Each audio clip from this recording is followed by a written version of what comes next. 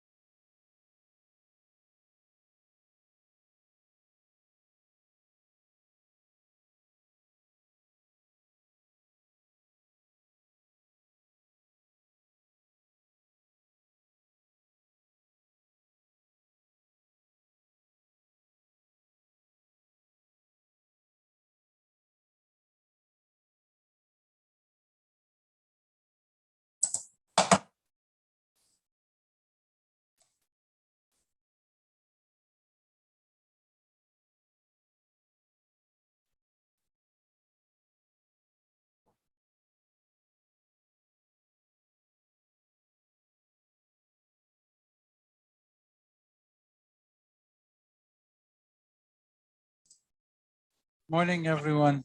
Faisal, how are you? How's everyone? Good morning. Good morning. How are you doing? Good, good. Very good.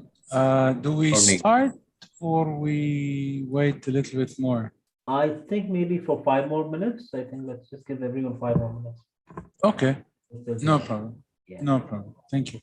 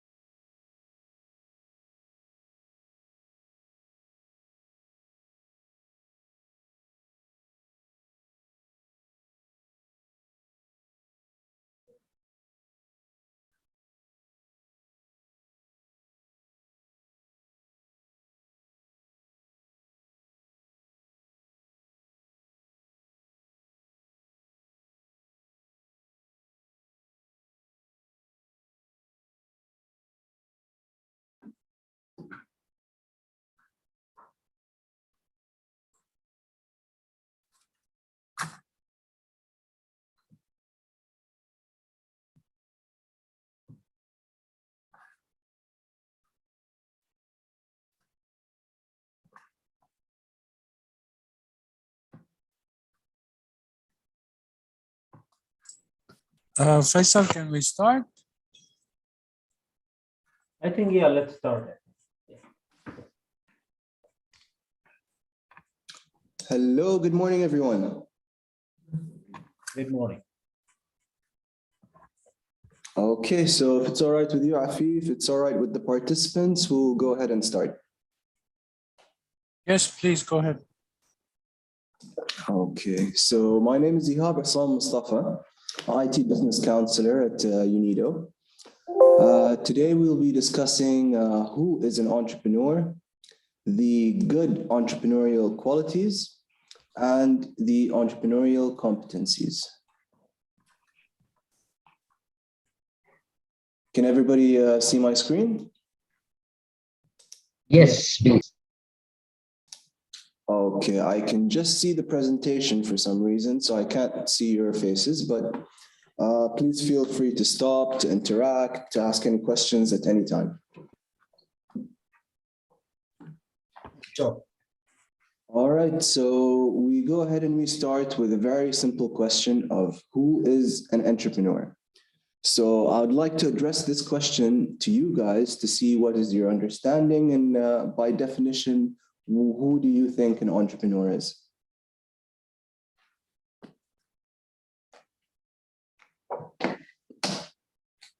Would anybody like to answer?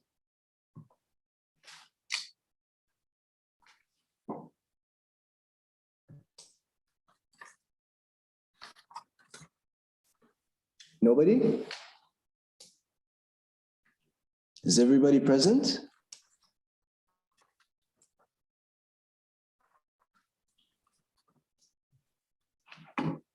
I think Yes. everyone is here, I think. Okay, so maybe it's a little too early in the morning to be asking questions, so we'll move ahead. So by definition, an entrepreneur is someone who takes a business idea, a regular idea, adds a degree of innovation to it, takes on some financial risks with the aim of generating profit. An entrepreneur is also an initiator, a challenger, and a driver. Someone that can create something new, either an initiative, business, or company, with the ultimate goal of course, generating profit. Now, the entrepreneur has many different roles and responsibilities. Mainly, first, you need to accumulate capital to start your business. You need to convert conception or an idea into a functional organization. You need to recruit labor and employees. You need to establish relationships with your suppliers, with your customers, and the government ministries. You have to be a supplier of resources for whatever products and services that you're willing to offer. And you have to supervise and coordinate all the internal activities of the companies, as well as being an ultimate decision maker. Now, there are many charms of being an entrepreneur or advantages. These are a few of them. Mainly having the opportunity to gain control over one's future, opportunity to reach your full potential, and to reap unlimited profits. You also have the opportunity to contribute to society and be recognized for your efforts. Now, there are many different qualities that make an entrepreneur excel and stand out. We're going to just go through a few of them. And these are the qualities that make a good entrepreneur. The first one being is a need to achieve or a strong desire to be a winner. Now, a strong desire to achieve a higher goal and make their dreams come true. An entrepreneur has to identify winning as an achievement. Another important quality is perseverance, a quality of sticking to it. You have to work hard until whatever goals or projects that you have are accomplished. Any difficulties or problems that you may face along this journey should not discourage you. Moderate and calculated risk-taking. This is very important, and it's done mainly through the creation of a business plan. Moderate risk situation, high enough to be exciting with a fairly reasonable chance of winning.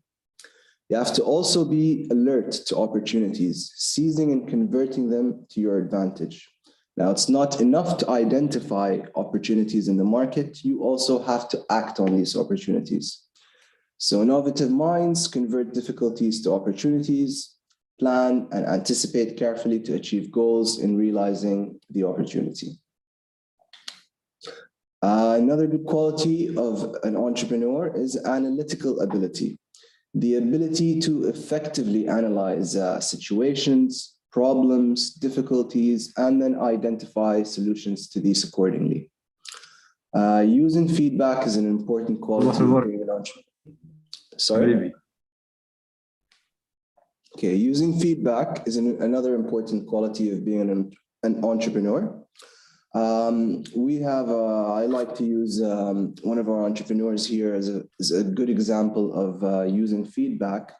You may see him, you may not, but if you've heard of Boxit, it's a restaurant. Can somebody mute Besa if you're online? Okay, so we have an entrepreneur who owns a restaurant called Boxit. He is very effective when it comes to feedback. The first time I met him, he didn't ask me what I liked about his food. He asked me what I didn't like. So he uses also negative feedback to improve his products and his services in reaching customers. So it's very important to take feedback to develop and improve your products and services. And again, like I mentioned, unfavorable news should stimulate more energy in attaining these objectives. Whoever's mic is on, can you please mute? Okay. Hope for success. An entrepreneur should be optimistic even in unfamiliar situations. Once they begin to understand their environment, they calculate their chances very carefully. Another excellent quality of being an entrepreneur is independence. They do not want to work for other people. They want to be their own masters, take responsibility for their own decisions. Flexibility. Flexible in their decisions, being able to easily weigh pros and cons of every decision, and not having hesitancy in revising existing plans. Another good quality of being an entrepreneur is being a planner, planning and working for the future. Now, as an entrepreneur, if you plan your business idea or your project well, and you have a well-developed business plan, the execution stage of that will be much easier for you. So planning is very important. You should take your time in it. You should take your time in doing the research and in going over your financials as well. Setting goals for themselves and plan to achieve that goal. Comfortable with dealing with other people, interpersonal skills, likes working with people, has skills of dealing with people, influencing others, motivator, has the ability to motivate other people to act, to motivate your employees to perform their tasks in the ways that you want them to do that, have the ability to influence and motivate bankers to give you loans, have the ability to influence and motivate suppliers to give you discounts. So this is an important quality of being an entrepreneur. Coping with stress as well is quite important as an entrepreneur. In the beginning, you will be quite busy with a lot of different activities regarding the business.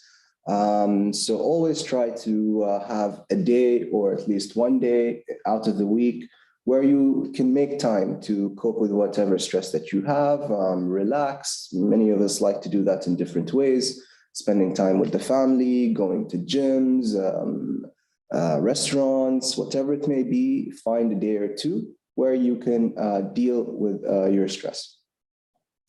Aware of themselves, positive self-concept, direct your fantasies towards accomplishing worthwhile goals, make sure your goals and your ideas are realistic, set standards of excellence in what you're doing, and try to rarely be negative. Okay, and another good quality of an entrepreneur is being oriented to the future. Do not obsess about what has happened in the past. Stay focused on the present and the future. So these are a few incorrect ideas or myths around entrepreneurship. Entrepreneurs are born. This is absolutely wrong. Many entrepreneurs have been trained. You are being trained right now during this program. Entrepreneurs are young. This is also not true. There are many entrepreneurs who are even retired and have started successful businesses. Entrepreneurs get rich quickly. Yes and no. Depends again on your business planning and your forecasting and your financials. We've had some entrepreneurs break even in as little as 6 months. Other people it could take 2 years, maybe a little more. Entrepreneurs have an abundance of free time. Absolutely not. The beginning, you'll be doing pretty much everything. You'll be the sales, you'll be the marketing, you'll be the IT, you'll be a one-man, one-woman show until you have the ability to recruit employees. Okay, so now we have gone through all the qualities that make a good entrepreneur. Now, to develop a good spirit of entrepreneurship, an entrepreneur also has to have instilled within them entrepreneurial competencies. Now, entrepreneurial competencies, there are about 15 of them, but in a nutshell, entrepreneurial competence is knowledge plus skills plus your motives and traits. So understanding competencies, body of knowledge, of course, we all know what knowledge is a collection of information, and retention of facts can be learned through academic institutions or in our own spare time. Skills, again, ability to demonstrate a system and sequence of behavior for the achievement of a goal. You could be skilled at programming, you could be skilled at art, you could be skilled at cooking. Many people have different skills. If you don't know what your skill is yet, maybe you have just not identified it. Motives, what is your motive or your reason to act? Traits, these are characteristic ways in which each person responds differently to an equivalent set of stimuli. Skills can be both hard and soft, as I mentioned previously. Hard skills are acquired through academic education, academic institutions, and hands-on experience in performing a task. Now, soft skills are personal attributes. Again, this is information that we choose to teach ourselves in our own free time. It is also fully interchangeable. Now, very quickly, these are the 15 entrepreneurial competencies, which again, like I said, help to develop the spirit of entrepreneurship within an entrepreneur. The first one being initiative, seeing and acting on opportunities, persistence, information seeking, concern for higher quality of work, commitment to work contract, efficiency orientation, systematic planning, problem solving, self-confidence, assertiveness, persuasion, influence strategies, monitoring, and concern for employee welfare. Now, after this, we'll just go through each of these 15 competencies very briefly. And after that, we will continue with my colleague, Mrs. Ghadia, who will give you a practical exercise where you will be able to rate and to grade yourself according to each of these 15 competencies. So you will know where you stand, you will know which areas you have to improve, and you will know where your weaknesses are. So to start, we have initiative. Ihab, if you allow me, please go ahead. just to put it in the context, you know, this was part of the discussion we had yesterday. These 15 competencies, I don't know if Ihab said that, because I'm on and off the mic. These competencies were based on a study done to something around 500 to 600 top entrepreneurs around the world to see what characteristics they have. This is why, you know, yesterday we kept on saying more than once that we mainly focus on the entrepreneur rather than on the idea. And this will help a lot in identifying which potentially could be a potential, entrepreneur from within your students, regardless of the idea. The idea can go and come. We can always modify it and adjust it and whatever. But our main focus because now after IHAB, I'll be talking about the selection. And this is where we really focus on the selection. We look more on the qualities, the competencies of the entrepreneur rather than on his own idea. Sorry, Ihab, please go ahead. Thank you for that, Hafif. Okay, so moving forward, regarding initiative is basically to do something without being asked. You have to have the ability to initiate ideas, to initiate tasks, to initiate sales as an entrepreneur. So do things before being asked or forced to by events. Act to extend the business into new areas, products, or services.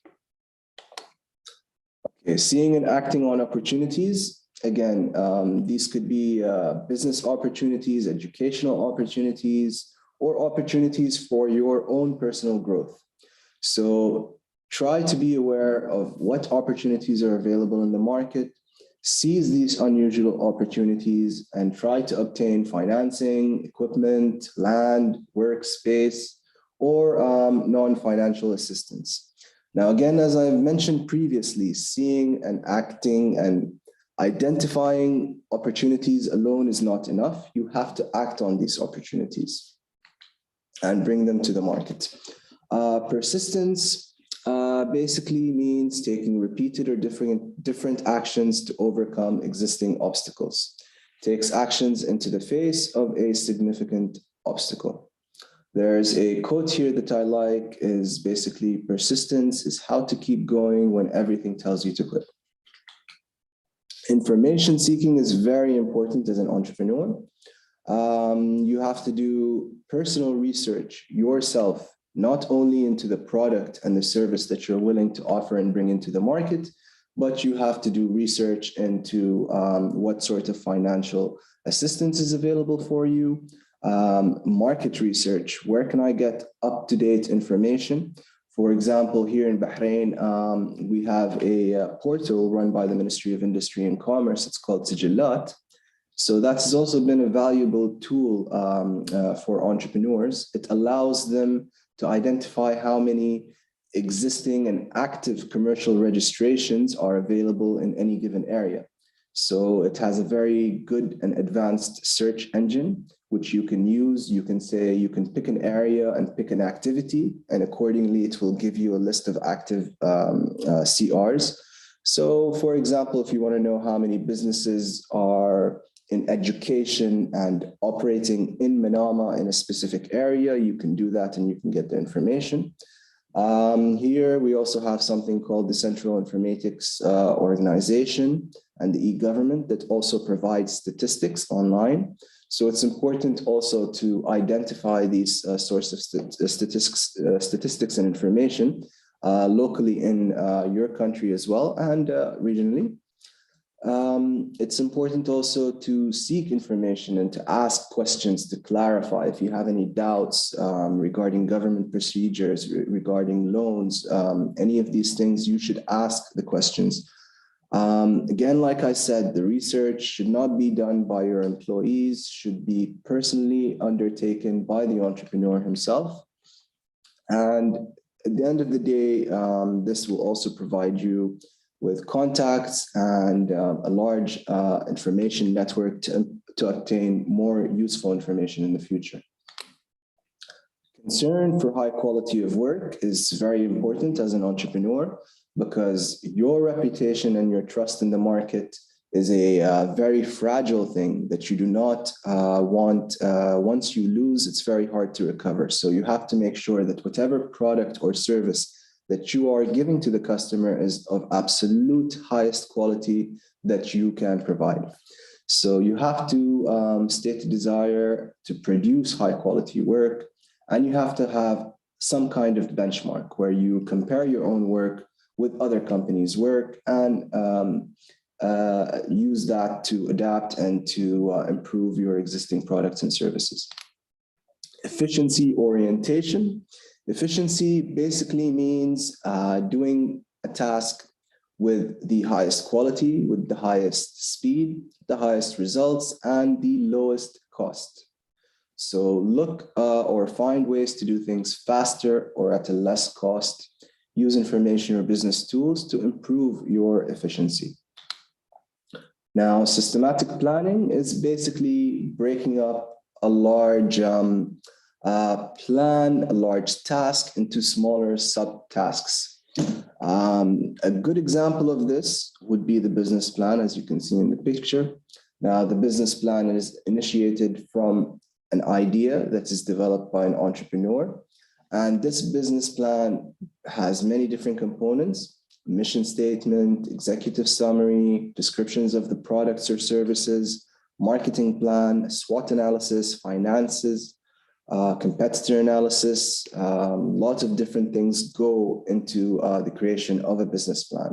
So systematic planning is important competency. Commitment to work contract. Making a personal sacrifice or expanding your efforts to complete a job. It may not always be easy to achieve or to meet deadlines, but you have to accept the full responsibility as an entrepreneur for any problems in completing a job or orders. You have to pitch in with workers. You have to be a leader, not just a boss. And you have to be have the ability to express a concern for satisfying your customers. Now, self-confidence is very important as an entrepreneur. It is, again, like we said, to be an entrepreneur, you have to have the ability to take a calculated risk. The calculated risk is done through the business plan.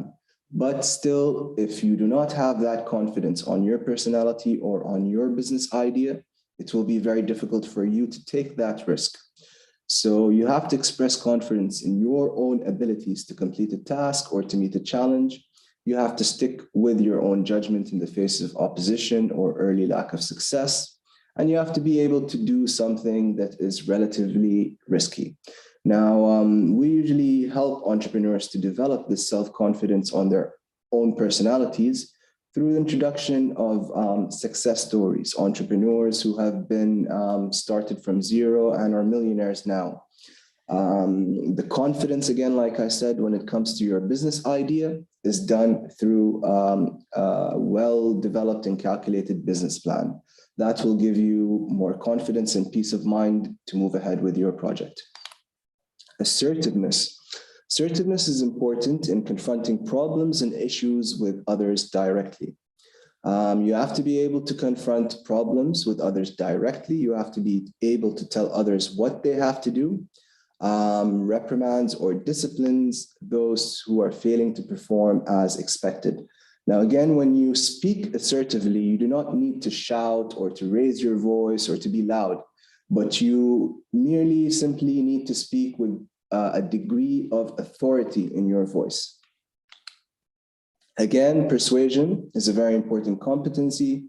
As we mentioned, you need this to not only convince your customers to buy your product or service, but you need to convince bankers to provide you financing. You need to convince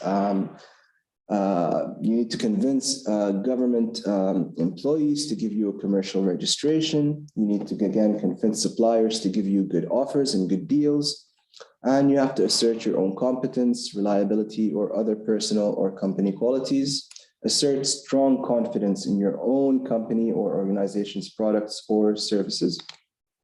Use of influencing strategies. Influential people can be agents to accomplish your own objectives. Selectively limit the information given to others. Use this influencing strategy to persuade others. Now, again, monitoring is very important, especially for startups. You have to ensure that whatever work or tasks are being completed is, again, of the highest quality that you can produce. You have to personally supervise all the aspects of the work. You have to develop or maintain some kind of system where you can supervise and monitor these activities in an easy way. Now, we have learned the qualities that make a good entrepreneur. We have learned the competencies that help also develop a spirit of entrepreneurship within an entrepreneur. Now, these are the dark side traits that an entrepreneur should avoid and stay away from. Excessive need for control or micromanagement. There's no employee that likes to be micromanaged. So again, try to give your employees some degree of freedom and flexibility in performing their tasks. Being someone suspicious, someone might steal their idea. This is again very difficult because no matter where or who you share your idea with, it's very difficult for other people to replicate the passion that you have in this idea, the knowledge that you have in this idea, the skills that you may possess, and personal traits.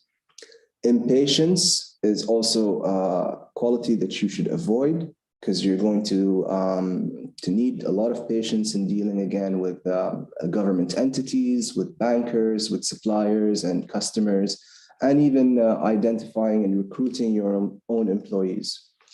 Being defensive is not good. Again, whatever sort of criticism, feedback that you may receive, always try to use it positively to further enhance your products and services. Externalize internal problems. Basically, what this means is if I have a problem internally within my company, try your best to not make the customer feel these problems. Whatever issues, difficulties that you may be facing internally within your company, do your best to make sure that the customer does not suffer as a result. Okay, entrepreneurial potential. So everyone has entrepreneurial potential to different degrees. It's just a matter of developing this potential. Now, not all of the individuals have all these personal attributes and managerial skills needed, but knowing what's missing is very important. Learning how to compensate for what is missing is very important. Knowing how to compensate can be as valuable as already having the skill. So again, this is why we do an exercise called the self-rating questionnaire, where you will be able to grade and to rate yourself according to each of these 15 competencies. In conclusion, this is the presentation. If you do not have any questions, we will continue with my colleague, Ms. Khadir. So I'll open the floor for a few minutes. If anybody has any comments, questions, please feel free to go ahead.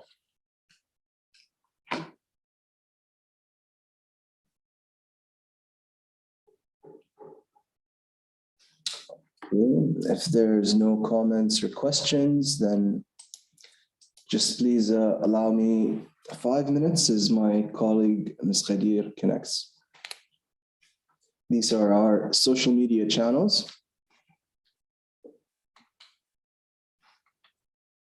And thank you.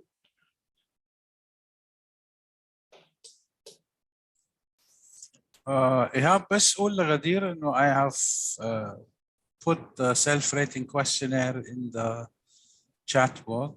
So if anybody would like to do it, it would be interesting. Generally speaking, the self-rating questionnaire, as Ihab was saying, it tries to quantify, the different competencies that Ihab presented. And these things are very relative, and not all the entrepreneurs will have all of the 15 competencies to the maximum, or else you'll be dealing with a super entrepreneur. And those of you who deal with entrepreneurs know very well that it's not easy to come across a super entrepreneur. So this is the situation. Okay, Ghadir, it's all yours. Good morning, everyone. I'm Ghadir. I'm a business counselor at UNIDO. Now I'll talk to you about the self-rating questionnaire. It's pretty straightforward. The questionnaire consists of 70 statements, and the entrepreneur should read each statement and decide whether they agree very well, somewhat, very little, and not at all. For example, here, I remain calm in stressful situations. If it suits you very well, then you choose 5. Here in the example, very little, so they put 2. So these are the questions. I look for things that need to be done. If the entrepreneur answers very well, then they'll put 5 and they read each one. Of course, some of them may sound the same, but there are no 2 that are exactly the same, that ask the same question. So yeah, have them go through it, read each phrase, and let them decide if they agree well, very well, and not so well. After that, there'll be a section where they have to calculate the competency and find the score for it. So in this page, if you see the numbers here, these are the numbers of the questions. So this is number 1. We go check what we put in number 1. Let me show you. Let's say I put 5 here, 3 here, 2 here. So I come here.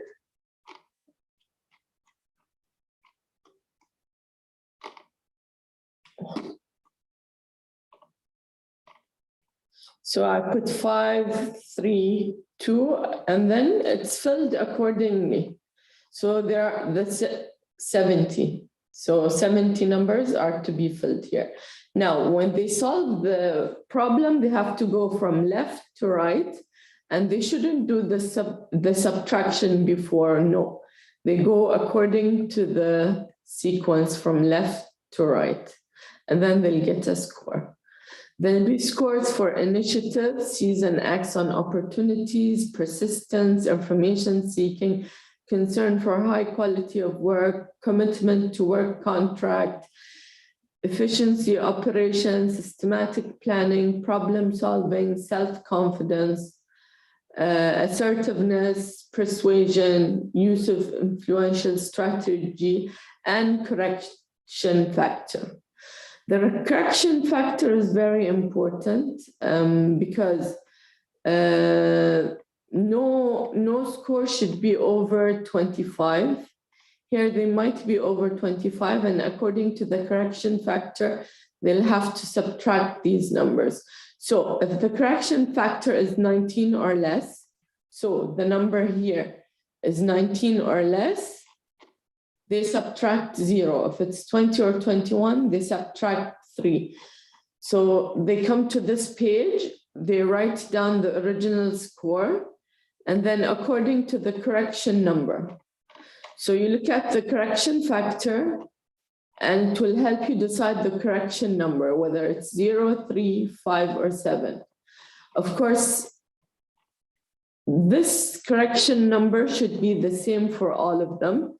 You don't put 5, 3, 6, 7 according to the number here, no. It's according to the correction factor that they get here. So let's say the entrepreneur got 21. So they put the original score, and here they subtract, let's see, the table says 3. So this whole gap, this area is all of it 3, 3, 3. So minus 3, minus 3, minus 3, all of them, and then they'll get the corrected total. Should they get 19 or less for the correction factor?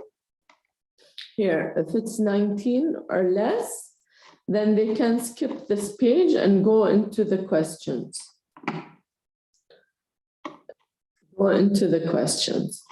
First, the table. So let's say the rating is, as per the example, 19 For initiative, they go to the line here and they highlight 19 till 19. And then they do this for all the profile. Then there are the questions. My first reaction on examining my score for the 13 competencies is as follows. Were they surprised? Are they expecting these? It's up to them, but it gives you a good brief on what they're thinking, how they're feeling about their competencies and whatnot. Here is where they put in examples. For example, I seem to be least competent at the following. They look at the score and the ones with the least scores come here. Now, this, thinking back, the following incidents seem to have demonstrated my weakness in these areas. It means that during, for example, let's say they are weak in confidence. Let's say an example would be, I've thought an idea of a business for the past 3 years, but I never started because I did not have confidence in the idea. So that's a way of showing the following. So this is the same, but for the strongest competencies. So they look at the highest scores and the strongest come here. Then examples of incidents that show the strength in these areas. Let's say they are strong in problem solving. Let's say they faced an issue in their previous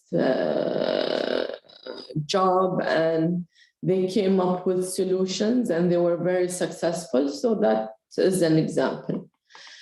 Here, the final question is what they expect from the course, what kind of improvement they will do.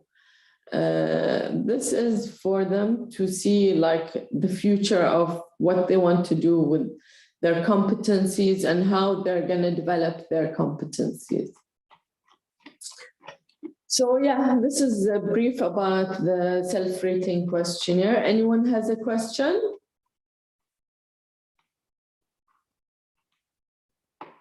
Any questions? Was the correction factor clear?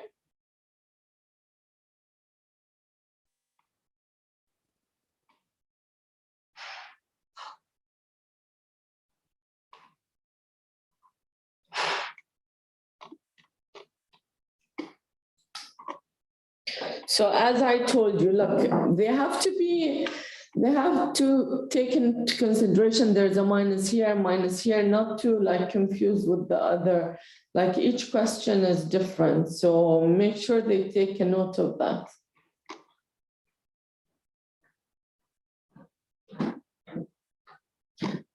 Any questions?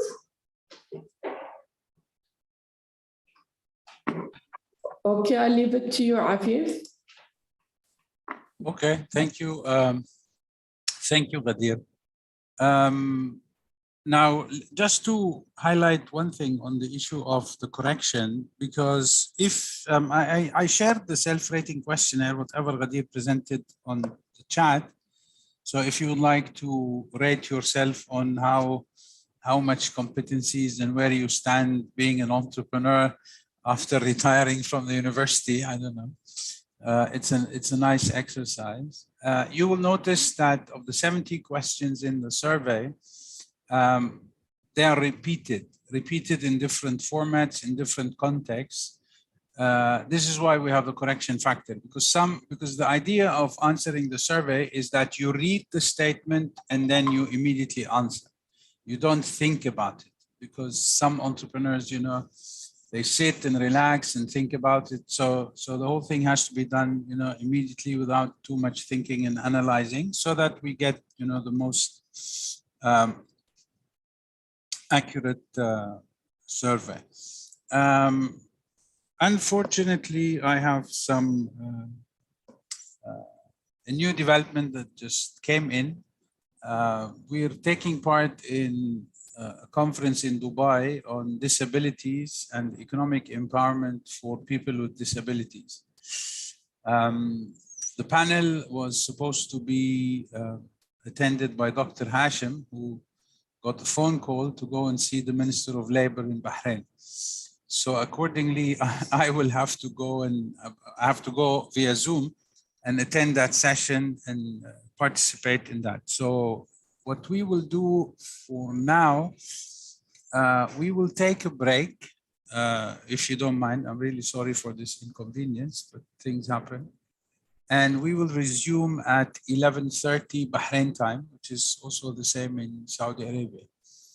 So, and then I will give you, we'll talk a little bit about how we do the selection, how we, what's the capacity building program, what sessions do we give during the preparation and empowerment phase. And then we will talk a little bit about the business counseling and the business counseling process, mentorship and coaching. And then later today, we will have a case study, 2 case studies from Bahrain. One who works in the food industry and one who works in the sports. So once again, we will stop for now, and then we will see you back again at 11:30. Okay, clear? Afif, if you don't mind, I just wanted to add something before the break. You can feel free to go ahead because I have to run to the. I will leave this session and then go to the Dubai event, and then I'll see you back at 11:30. Feel free to give whatever you want. You're there in good hands. I'm sure you've been briefed by Afif and Dr. Hashim regarding the WIF, the World Entrepreneurs Investment Forum, and the Arab Entrepreneurship and Innovation Rally. So I'm going to drop a link to our website on the chat, which you can use to register not only for the WIF, but also for the Arab Entrepreneurship and Innovation Rally. So it's been active now for 2-3 days. We still have a few developmental things to add, but it is active. I've noticed Mr. Gregory Dunn from Prince Mohammed University is already registered. Thank you for that. We've received your application. Please make sure to distribute it within your network to your students. And if you have any issues, feel free to contact me. I'm just going to go and drop the link for you in the chat.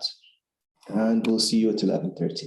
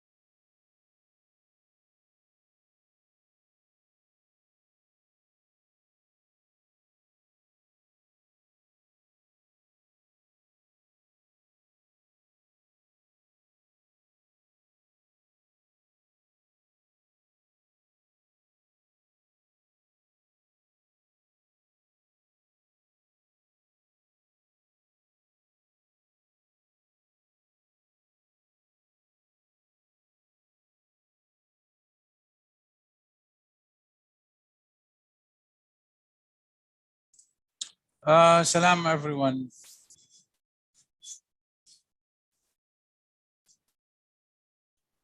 Walaikum assalam.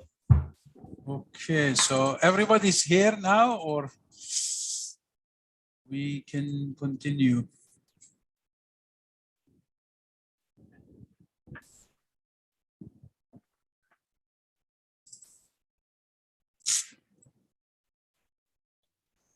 So some of the participants, I don't see them. I think they're still joining probably. Okay, so whenever you want me to start, I will start. I think let's just give it 5 minutes and then we can start probably. Okay, We're here already. Yeah. no problem.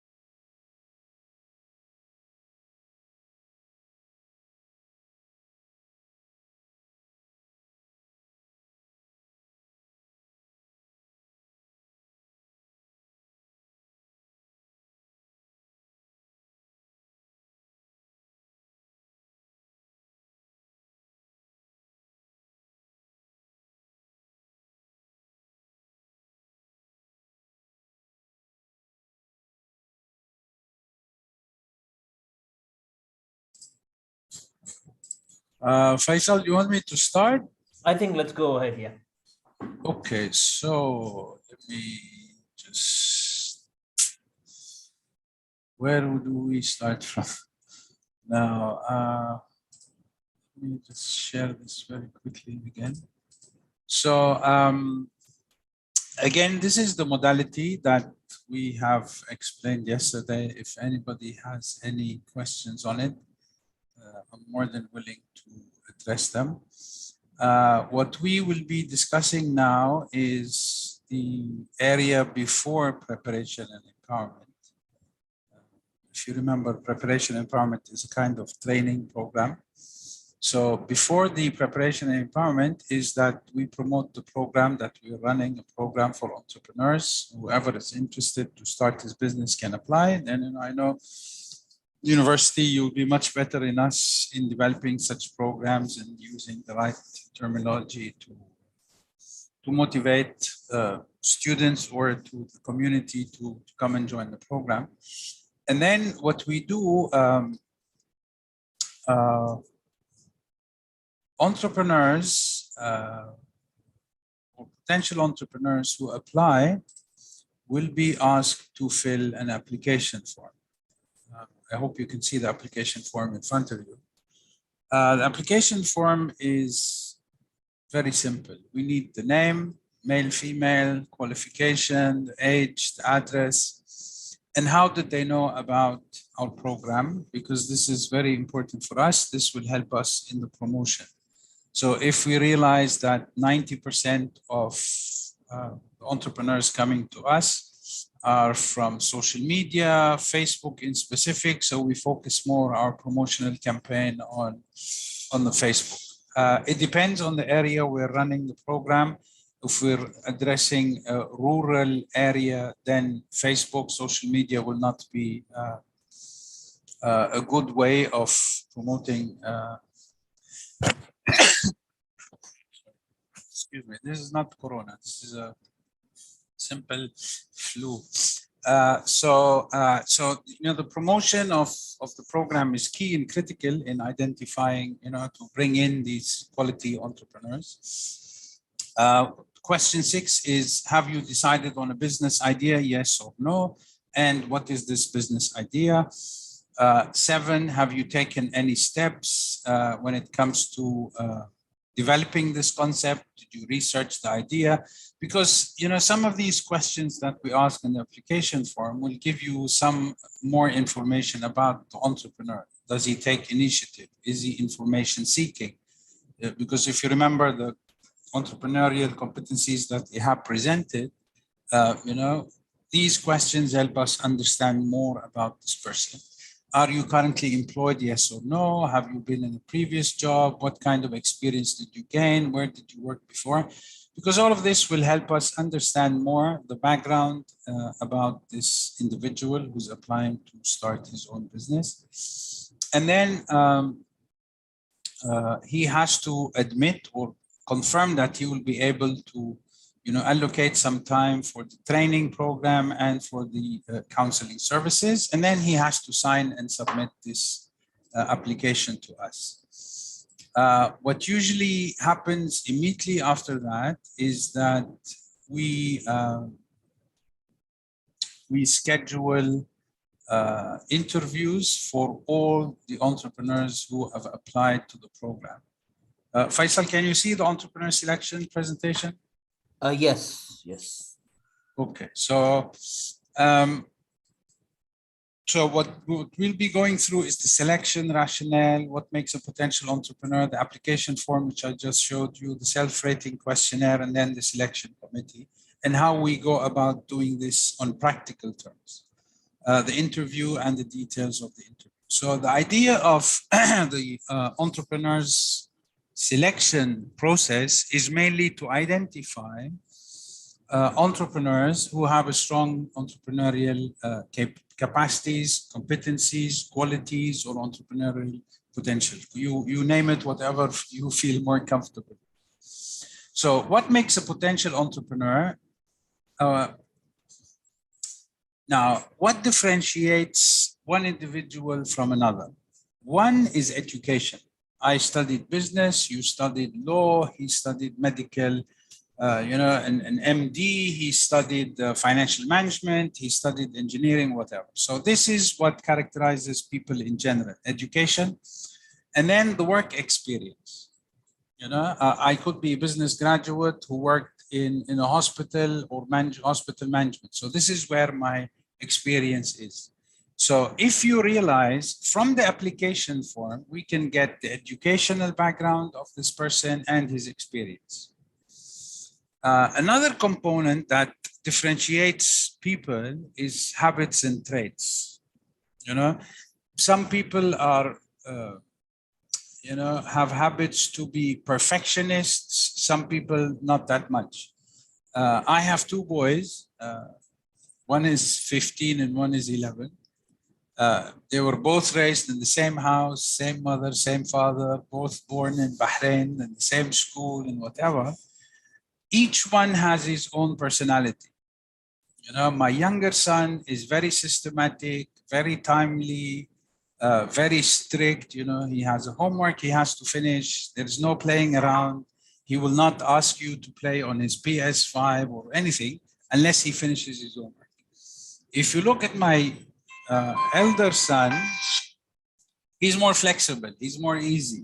We can do it, we can do it later, we can, it's no problem. So these habits and traits are really, life experiences.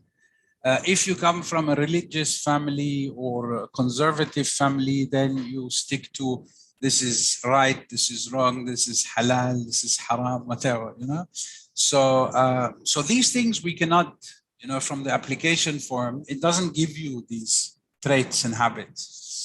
And then entrepreneurial competencies. Also, the application form does not help in identifying, does this person have most of these entrepreneurial competencies or some of them? How strong are they? So what we do, we request an application form. We do the self-rating questionnaire to identify the traits and habits and entrepreneurial competencies.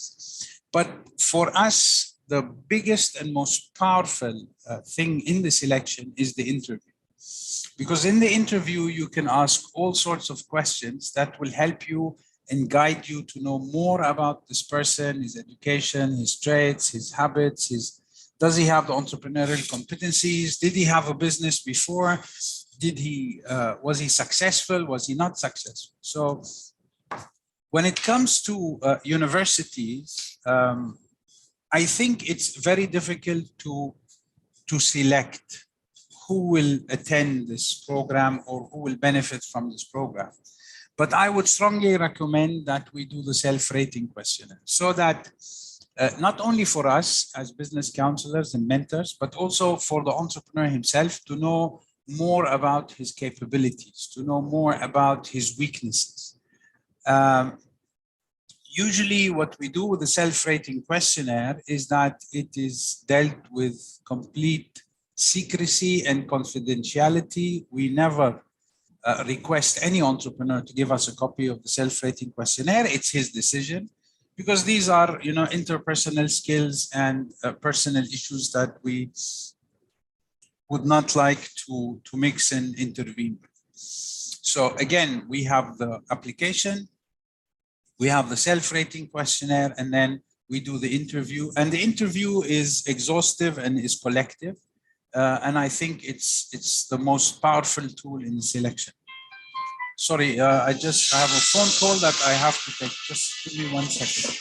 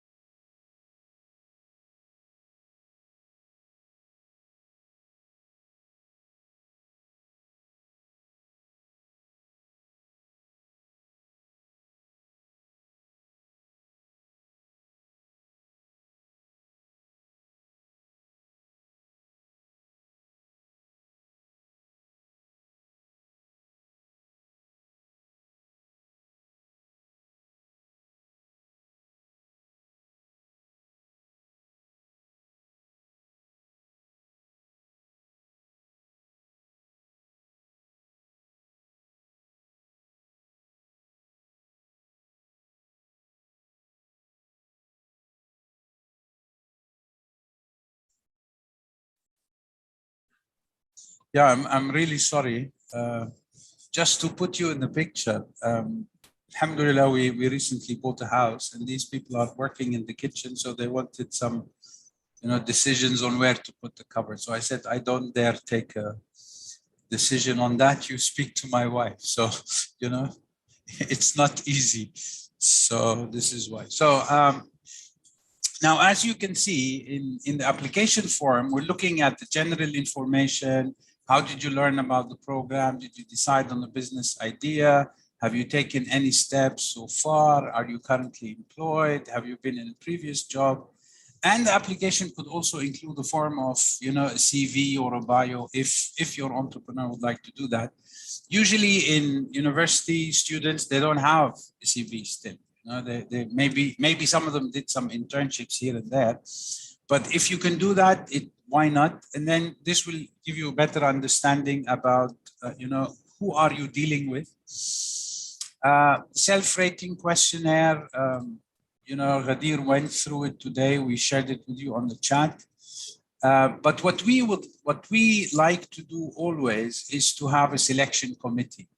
The selection of an entrepreneur to join a program is not only based on an individual, but it's more of a selection committee. Usually, if we are in a university, the selection committee should be, people from the university itself, someone in marketing, someone in finance.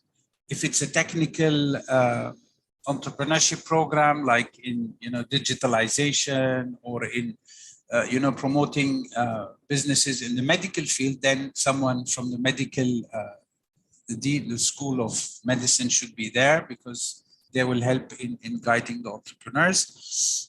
We also recommend somebody from the ecosystem in the area, Ministry of Industry and Commerce, maybe the licenses people. This should be more than enough. If we're developing this program outside of university, then we focus more on the ecosystem. We bring one financial institution because at the end of the day, this entrepreneur might need financing. We could bring someone from the incubators. So, and it could consist from ministries, financial institutions, entrepreneurship agencies, etc. Now, once you decide to go along and develop the center and adopt our modality in the university, we will be part and parcel of this activity. We will not just, by tomorrow, Thursday, tell you, it was nice to meet you, salam. No, we will develop an action plan together with the university, with the center, with you as stakeholders, and then we will develop, the promotional material, who should be on the selection committee, what selection process should we take, what kind of support services that we will do. And also we can take part in the selection itself, where we sit with you and the different entrepreneurs or students who apply, and then we can select them and develop action plans for them. Now, the interview should be done for all. There is no exception. We should interview all of the people who apply because this shows a sense of respect and a sense of, attention and interest by the university or by the people who are running the program. We don't give false hopes. I know in many interviews, entrepreneurs say, we need like $10,000 to get funded. And then we don't say yes for sure, because financing is not within our hands. Some of them come and say, I need to develop a joint venture from day one. We will try, we will see, but don't give false hopes. We have to be very practical and we have to be very realistic in the kind of messages that we give out to entrepreneurs. The duration of the interview should not exceed 15 to 30 minutes. And it's not a court, and you're not judges, okay? It's a very informal discussion with the entrepreneur. What's his idea? What's his background? What are his interests? What are his financial obligations? Because, some entrepreneurs come to us and they have a lot of financial obligations towards their family. So we need to know this so that we know how much we can push this entrepreneur or should we be a little bit, taking it easy with them? Because you have to look at the social need of society. So the duration of the interview can be 15, maximum 30 minutes. And I think 30 minutes is a lot of time. Now, what happens as the more entrepreneurs you meet and interview and counsel, you will develop a capacity where you will be able to look into the eyes of the entrepreneur and decide if he's a good quality entrepreneur or not. Fortunately enough, I'm able to do that. I'm 60% successful, maybe. Dr. Hashim, in his long years of working with entrepreneurs, maybe he's up to a 90, 95%. But we really need to do that, based on scientific facts, scientific answers, and being very rational in our decision making. The EDIP requirements, as I said, we mainly look for a business idea, although it is not our main focus. Our main focus is to identify entrepreneurs or potential entrepreneurs who have high level of entrepreneurial competencies, which were explained this morning by my colleague Ihab. Questions to be asked.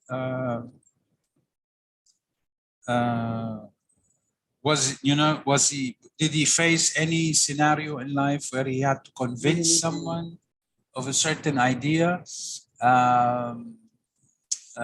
Was there anything that he achieved that he feels very happy about? And can he explain a little bit more on that? Because this will give you more about, the moment you read the self-rating questionnaire, there's a lot of questions that you can ask in an interview.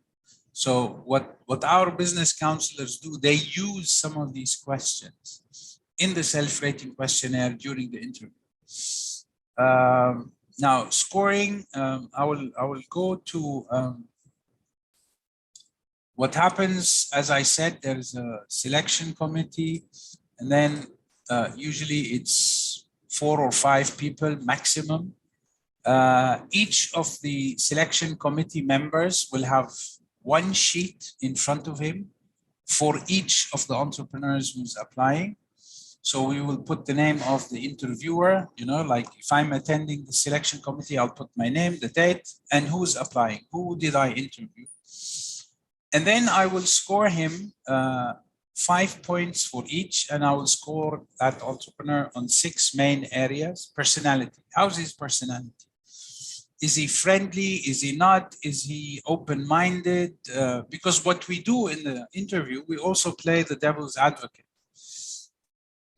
We try to challenge these entrepreneurs. Again, when it comes to the university, I don't think it's an option, to challenge the ideas from this stage or to really do a full-fledged selection, but you can at least do an interview.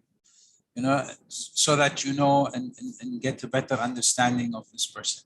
Entrepreneurial potential based on the entrepreneurial competencies, clarity on the project idea and understanding of the business environment. Does he know the local community? Does he know what's possible, what's not possible? Matching between education, qualification, experience. I could be a graduate of medicine and then I want to open a restaurant, but do I really know how to cook? Do I have an interest in cooking? Or is it I'm only doing it, because everybody's opening a restaurant and it's a good idea, everybody's going to eat. So accordingly, all of these things will help us understand more about the entrepreneur. Resource mobilization, capabilities, including financial. Resource mobilization could be same example, I don't know how to cook. I have no interest in cooking, but I have a good friend who's a professional cook. So that's resource mobilization. And we also look into the financial angle. I need $10,000, but I have 0 savings, so I cannot invest in that. So that will, not really give you a good advantage when it comes to scoring.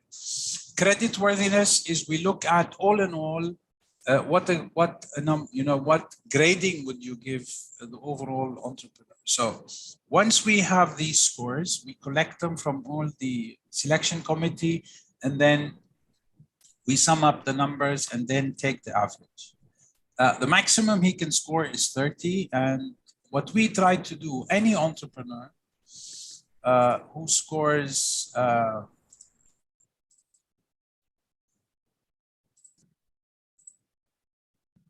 okay, so this is more or less the scoring that we address.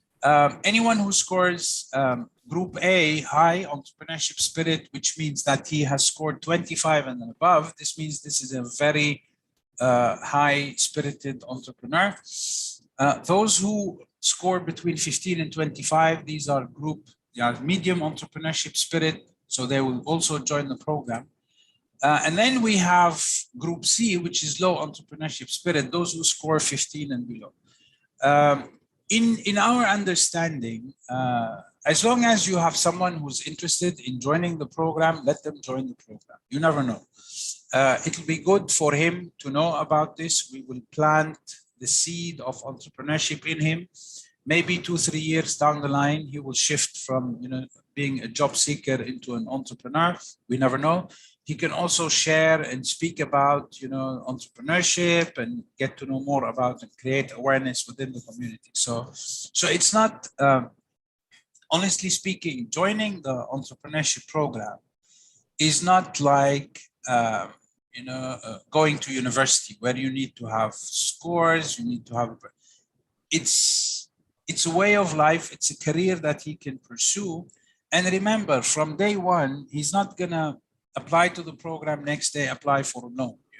It's a long process, and many of these entrepreneurs or potential entrepreneurs, when they go through the program, interact with the business counselors and mentors, their personalities would develop and they will become more mature, especially if you have case studies that you bring. So this will rub off on their personality and way of life.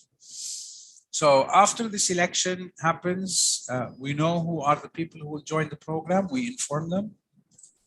Those who do not or are not accepted to join the program, we also call them and we explain to them why they were not accepted to join the program. And what we do, we develop business counseling for them. And then we sit with them and we tell them, what was the reason and how they can be better off in starting the business. As I said, we support Group C through counseling, idea generation. Maybe their ideas are still not clear. Maybe, they need to work a little more on their personalities and build their careers. So again, what we do, we said education and experience are given to us by the application. Habits, traits, entrepreneurial competencies are given to us to the self-rating questionnaire. But once again, I emphasize that the interview is the key to get you all of the information you would require for the entrepreneur to join the program. Check. Any questions? Any comments? Suggestions? I'm always open.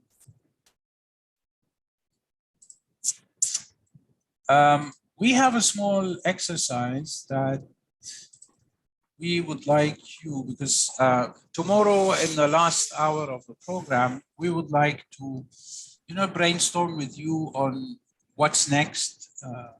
So if it's, I don't know, Faisal, if you want to do this questionnaire as a team, or you want to do it. The presentation تبعك لو سمحت. Can you, sorry? وين تبعت على الايميل؟ انا دورت على الايميل، ما عندي تبع التدريب بس.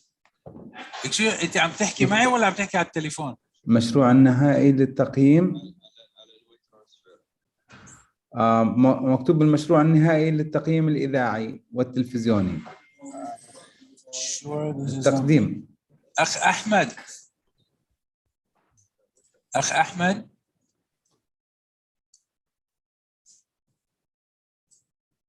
Okay,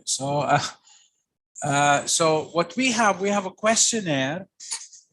It's 5 simple questions. We would like your feedback on, what's your view on the IDIB program for your country or for your university? Do you think it's a good idea? It's not a good idea? What are you doing? What are you not doing?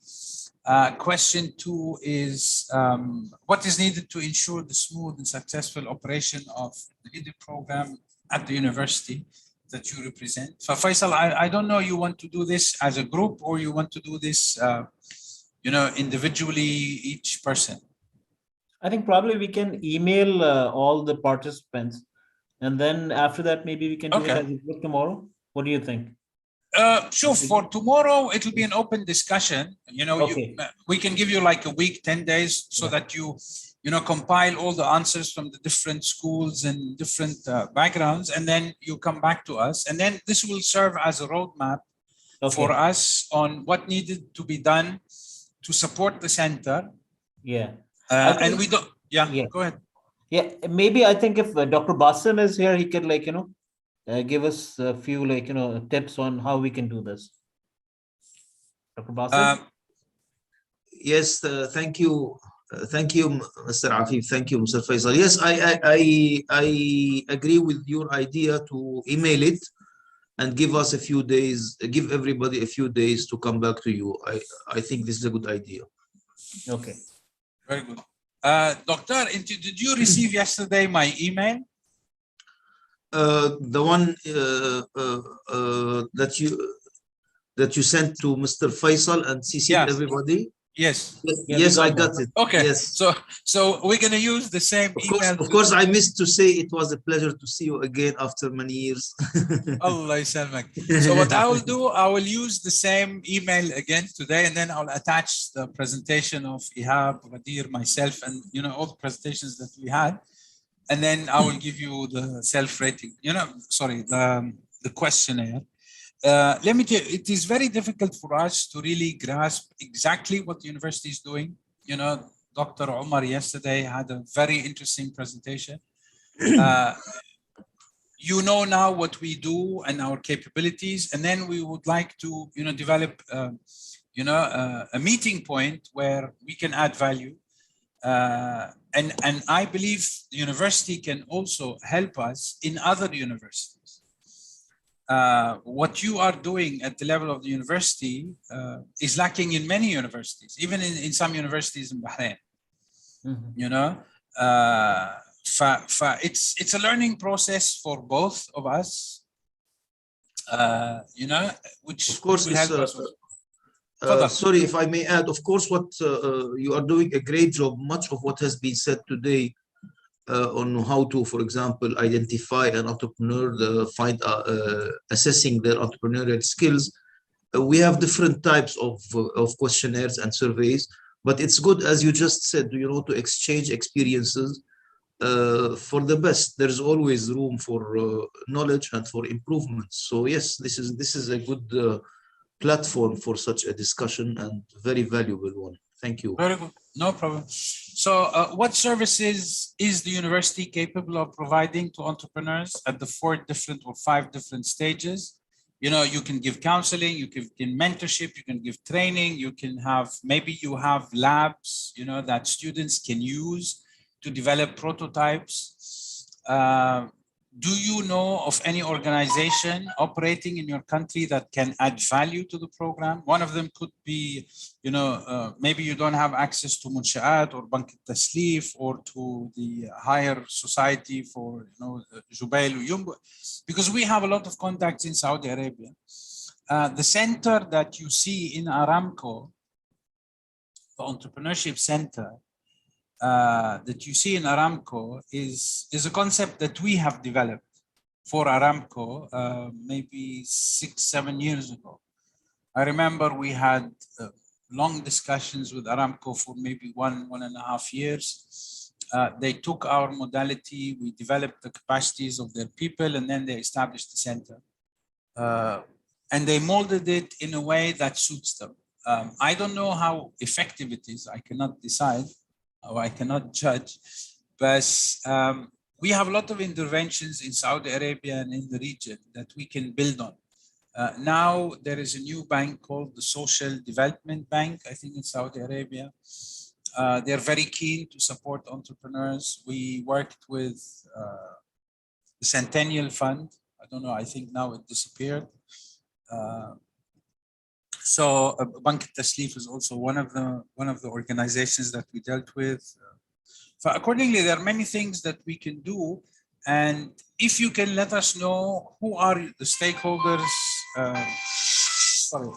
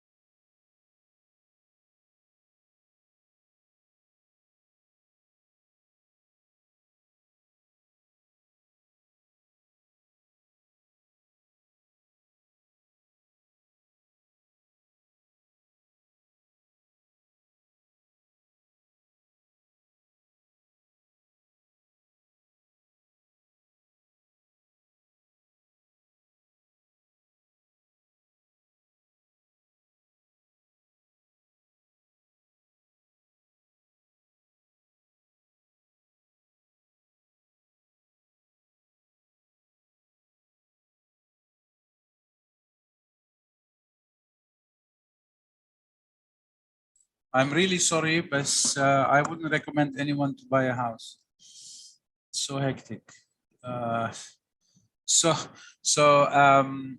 Going back to this, this will help us develop the ecosystem that you need to look into and address within the community or within the region that you are working in. And then do you have other views, comments, suggestions? Do you see a place where UNIDO needs to play a much bigger role? One suggestion could be, the university would like to develop a small accelerator or an incubator, or they would like to develop, networking channels, So, this is an open discussion questionnaire that we will work on and build on. So as soon as we get your feedback, we will schedule another meeting and then we'll go into the details. With time, this will be our roadmap or our action plan for the center and for the university on what is expected from our side, what's expected from your side, and how we can develop further the ecosystem for entrepreneurship at the university and become a more effective center. Now I don't want to educate you on, and I'm sure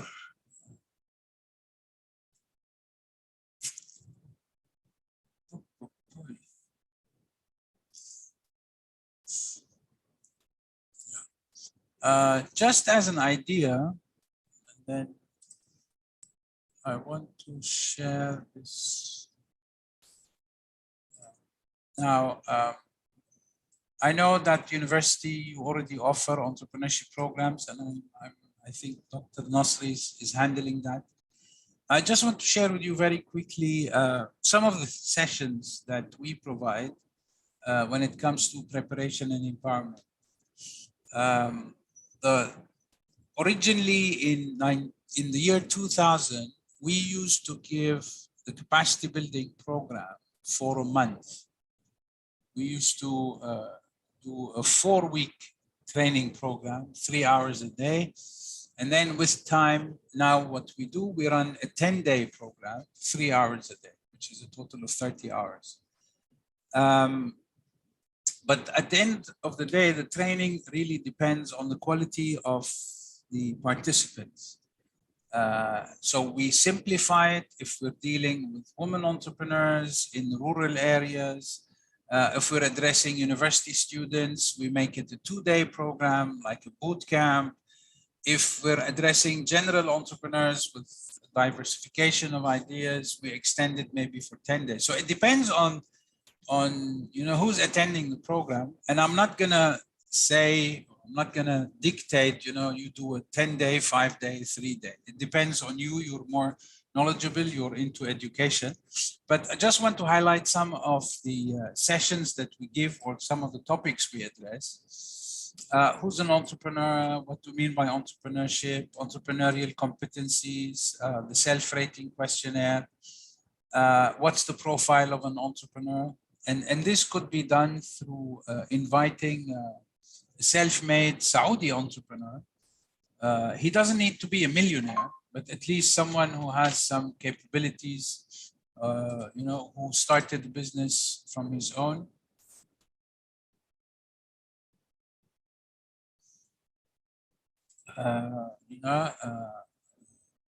Who started his business on his own and then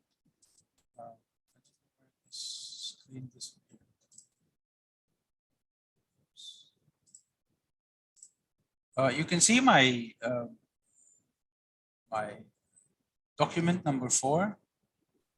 Yes. Okay.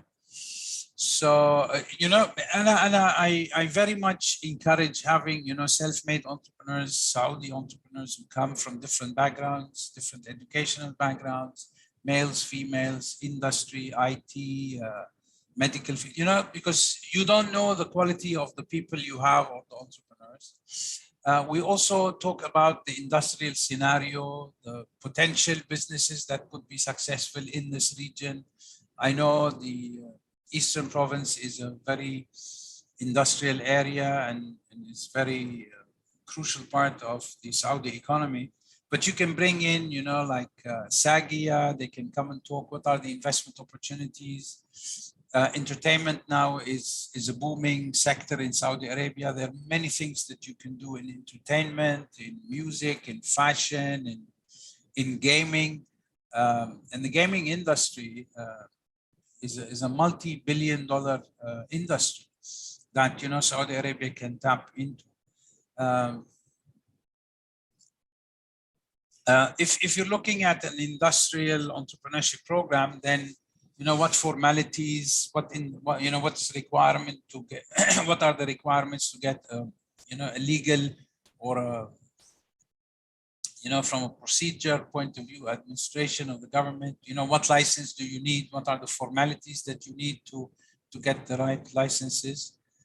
Meeting with a successful entrepreneur. Within a program, whether it's a 5-day, 10-day, 1-month program, we bring a lot of successful self-made entrepreneurs. Trust me, there is nothing more effective than a successful entrepreneur talking to other entrepreneurs. We can promote entrepreneurship for years and very few people will be convinced. As soon as you bring in a successful entrepreneur from the same community, from the same area, it will have a very strong ripple effect. We also bring in the financial institutions that they can come and present, how can you get funding from this financial organization? What are the requirements? What are the formalities? What are the documentation that you require? Remember, the training is mainly to introduce this potential entrepreneur to the local ecosystem and who can do what to develop and help him develop his business. We can also, discuss various financing options. What do we mean by crowdfunding, microfinance, angel funding, VC funds, loans, venture capital. So it's also a learning process. Communication skills and interpersonal relations. We used to give this topic long time back because we realized at the time that entrepreneurs lack some capabilities in that field. I believe now, with the social media and the freedoms that's happening around, entrepreneurs are much better in skill communication. But if you feel that there is a need to do that, then why not? Please do that. Business identification. This is another topic that it's part of the ideation camp that we develop within the program. And usually this session is given by Dr. Hashim, because he goes through, how you create a need and how you tailor a need, and how you address, your niche market and how you identify the niche market. I believe the university has very powerful, marketing experts who can really do that and give these sessions to entrepreneurs.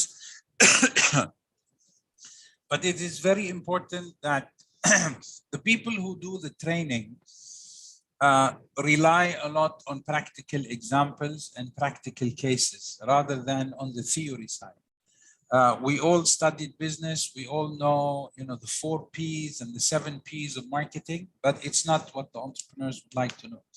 The entrepreneurs would like to know how they can mix these different marketing Ps for their own product.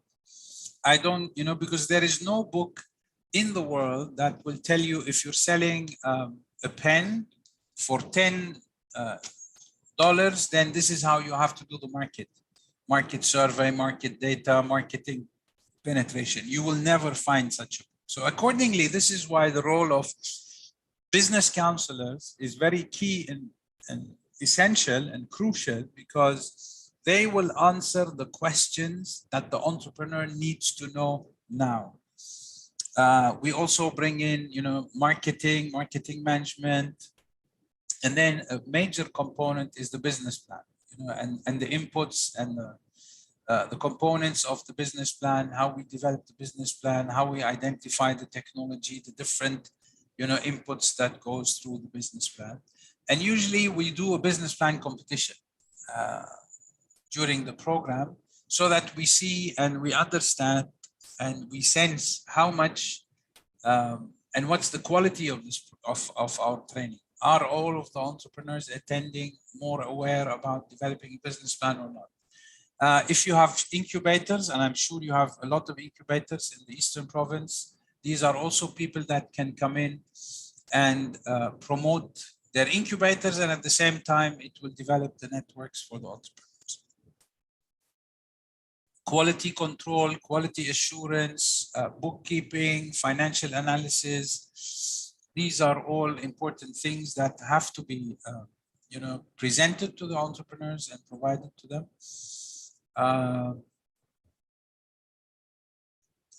Keeping in mind that, the level of the detail we give in bookkeeping and financial analysis, working capital, break-even points, cash flow, budgeting, and whatever, really depends on the quality of the entrepreneurs. Again, if you're dealing with rural women, entrepreneurs in small villages, you cannot go much deep into, cash analysis and cash flow analysis.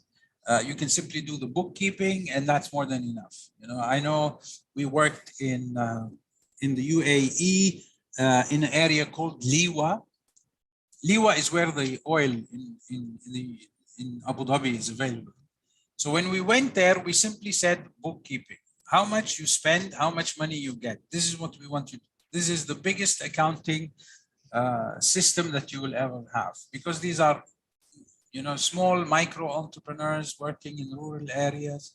They have some farms, they do some planting, they raise cattle. So you cannot really say, the cash flow of your business is this much, and, the break-even point will be in 3 years. You, as a business counselor, you can, calculate all of these things, and then you need to know how to present it to these people, or else, they will smack you on the face and say, what the hell with you and the break-even point. So these are things that we look at. E-commerce is something that we've been talking about for so long time. Now with Mr. Corona, e-commerce is booming. Many of our entrepreneurs are developing their own capabilities in e-commerce, website, payment gateways, and and they're all going more virtual. In the university students, I believe this is something that they all know about. But I think we also need to give them some business counseling tips and techniques on how to sell on social media. And how to present their products and services, because selling face-to-face is more flexible and more interesting than really selling on a picture. Legal requirements for setting up any business in Saudi Arabia or in the region. This is an important component. You can bring in the Khubar Chamber of Commerce. You can bring the Ministry of Industry and Commerce, whoever, so that they start to know more information on how they can get legal licenses, and then how to set up a company in Saudi Arabia. We also look into the forms of business ownership, and this is mainly done by the agency in Bahrain who handles licensing. In Bahrain, we have something called the Bahrain Business Investor Center, which is in charge of registering companies for Bahrainis and non-Bahrainis. So usually the head of the Bahrain Investor Center comes and he presents and gives the session to the entrepreneurs so that he can answer them. And then closing of the program, what did you learn? And what we do every few days, we do an evaluation of the sessions and of the speakers who came to them. What do you think of this session? Was it good? Did it add value? Did it not add value? Because this will help us, really develop further our program and ensure that, we're developing a program that is effective and efficient to our entrepreneurs. I hope this is clear. If you have any questions.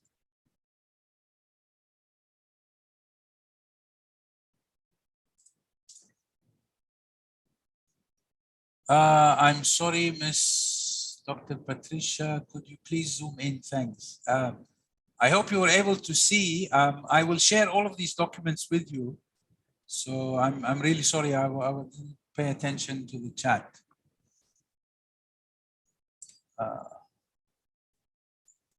Okay. So what we did, we talked about, since this morning, who's an entrepreneur, the competencies, the self-rating questionnaire, how we select entrepreneurs, how we do the preparation empowerment, how do we, what kind of training inputs that we provide. We also briefly discussed the questionnaire that we would like to, or the action plan that we would like to work on. Dr. Bassem. Yes, thank you. يعطيك العافية. Thank you so much. I noticed now what I just for the information, in the sequence of the process that we do in our program of teaching in the entrepreneurship course, for example, there is a step which comes right after. There are two things. One is feasibility analysis, studying the feasibility. And so we consider this as a separate step that they have to do. So we say you cannot write a business plan about a business which is not feasible. So you have to prove first of all the feasibility. And this is a major exercise of the course. And there is also another thing, which is developing the business model. Just for the info that this is also, we consider this as a major exercises that students have to do. The business model, of course, we use a slightly different one from the business model canvas that you talked about. And I recall you said you have some improvements probably about it. So we use a different model, a different template, which is a little bit easier. And it's working actually very well. So I just wanted to share this information with you about these two major exercises that we do. Dr. Nasri, let me tell you, whatever forms we use, you use, anybody uses, they're all good, because, the business plan we use in Bahrain is accepted by the Bahrain Development Bank. In Jordan, the business plan they use is accepted by most financial institutions in Jordan, or in Egypt is the same case. So for us, the entrepreneur has to be able to sit and visualize his business and what steps he has to take to become successful. Business plan, the business canvas, some entrepreneurs would like to do it. Fine, we have no problem. Because let me tell you, now what we do, we're looking at things not from a theoretical point of view. I hope you don't misunderstand what I'm saying. Now, what we're trying to do is we're really helping entrepreneurs who really want to start a business within 3 to 6 months. It's not only, a learning for grades. You understand? So the business model canvas is fine. But what really banks and investors need is a business plan. We don't look at feasibility study per se, because feasibility study is more of regional, too detailed. And at the end of the day, your entrepreneur is not developing a business that will eat up the whole Saudi market, where you really need a feasibility study. UNIDO, we have a software called COMFAR. COMFAR is a feasibility study modeling tool. Now they launched version 4, which is extremely detailed. And it's impossible for entrepreneurs who want to start a small business to really answer and address all of that. So what we're doing now with UNIDO headquarters is to develop COMFAR 4 Lite or COMFAR 4 for entrepreneurs, which is more or less a business plan, which is a little bit, much bigger. The format, the templates, they can change. We have no problem with that. But I recommend moving away from feasibility studies, unless the entrepreneur is coming with a business which is looking at 1.5 million, which is really sizable and it has a global or regional outreach. Then we recommend the feasibility study. And now, traditionally in Bahrain, one of the main requirements of the Bahrain Development Bank is to have a feasibility study. So we went to the bank and said, a feasibility study cannot be done by an individual. It has to be approved by one of the top business, consultants or counseling, organizations. And the cost Sorry, if I may, we are just like what you said, we are using a very light version of a feasibility analysis where there are 5 sections. Every section has 5 questions. They have to do a survey. They have to meet face-to-face industry experts, potential clients, just to make sure that their idea is a workable idea. And then there are a total of 25 questions that they have to ask and give a score for. It's like a lighter version of a feasibility analysis, not the one that you are talking about. Yes, you are right. The detailed one. Yes, that's right. Doctor, let me share with you this template number 5. This is the simplest business plan that we accept. So what we expect the entrepreneurs to say, what is his business idea? What are you planning to develop in your home country, whatever country you are? So what's your business idea? Why do you feel that the business is good and will succeed in your country? What are the potential customers, or who are the potential customers? What marketing tools will you use to sell your products or services? Are there competitors for this business? If so, what is your competitive edge? So, which means why would they come and buy from you and not from your competitor? And then question 5, how much money do you need to start this business? And what do you need for? Well, and what do you need it for? So this is a very extreme skeleton of a business plan. As this we could give to micro entrepreneurs who don't have too much knowledge and education. Now, when it comes to innovators and people who are, with technologies, and then we move to more hefty business plan, where we look at the qualifications, the work experience, the land, the building, machinery, fixed assets, you know, the cash flow, the total cost of the project, the means of finance, the marketing. So then we develop this component. But I cannot give this, you know, format of a business plan to someone who, you know, but what we do, the format which has 5 questions, we use for all the entrepreneurs, regardless. It's just for them to start to think and challenge their ideas, you know.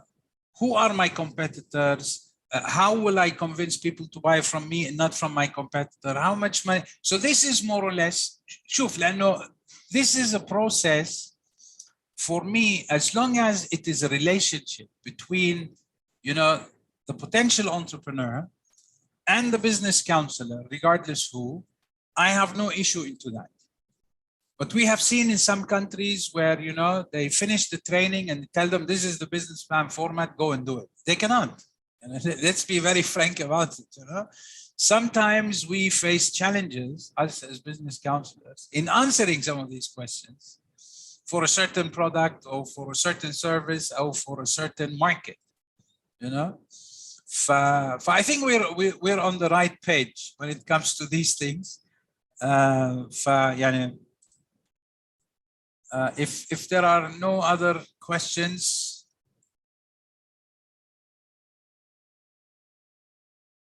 okay, very good. So let me move now to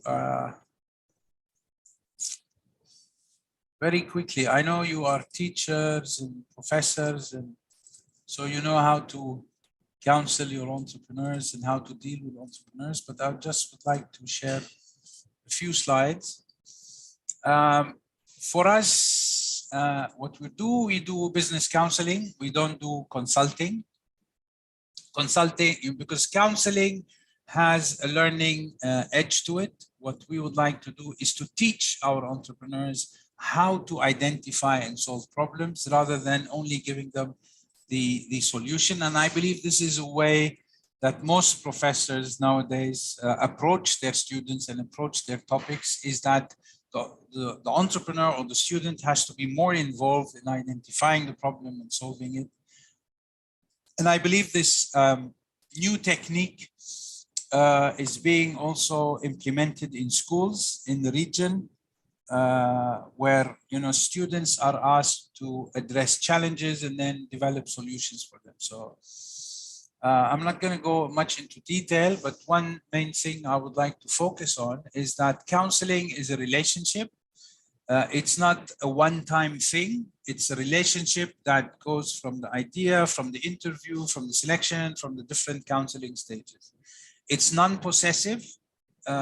Keep in mind, this is not your business. This is the entrepreneur's business. So accordingly, we have to be, let the entrepreneur feel at ease. It has to be warm and genuine and sensitive to the entrepreneur's thinking and feeling.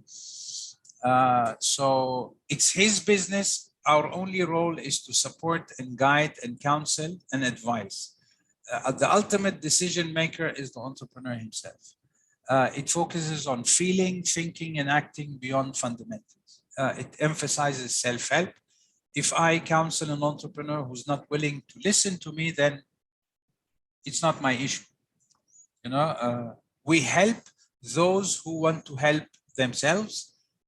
We emphasize choice. He has the right to decide which business he wants, which road of action, what investment, what size of investment he wants to do, but we cannot mix and mingle into that. And once again, it is a process. So counseling is a process that aims at helping entrepreneurs make better choices and become better choosers. The counselor's skills include forming and understanding a relationship and use of interventions focused on helping the entrepreneurs understand specific aspects of their feeling, thinking, and acting. Because the end result of the counseling session or the counseling on entrepreneur is to take a decision and to take action. I cannot force an entrepreneur to invest $50,000, although it could be the right option if he doesn't want to do that. And I have to feel with him because in the Arab societies, and this is for non-Arabs, in the Arab societies, you make money not only for yourself, but you make money for your family, the extended family, and then at the end of the day to society. So accordingly, one has to be really well aware of the background of this entrepreneur. I know an entrepreneur who gets paid very well in one of the Bahraini banks, and he wanted to start a business. And he said he wanted to start a business for 50,000 Saudi riyals, which is 5,000 euros, which is really nothing for him, for his financial capabilities. But then as we started counseling him, we realized that, you know, he has a family, he has kids, he also spends on his mother and father, and then he helps his brother. So accordingly, once we knew this background story, we were able to understand more. Where is he coming from? How is he thinking? And you know, we were able much more to feel more with this entrepreneur. So now businesses, if you remember, I showed you the enterprise development life cycle. Originally, you know, it starts with an idea. I want to open a restaurant. I want to open I don't know, to do a robot, whatever. So it originally starts with an idea and then with the investment. So if you realize in the first early stages of the investment, there is no income. It's mainly investing into this new idea.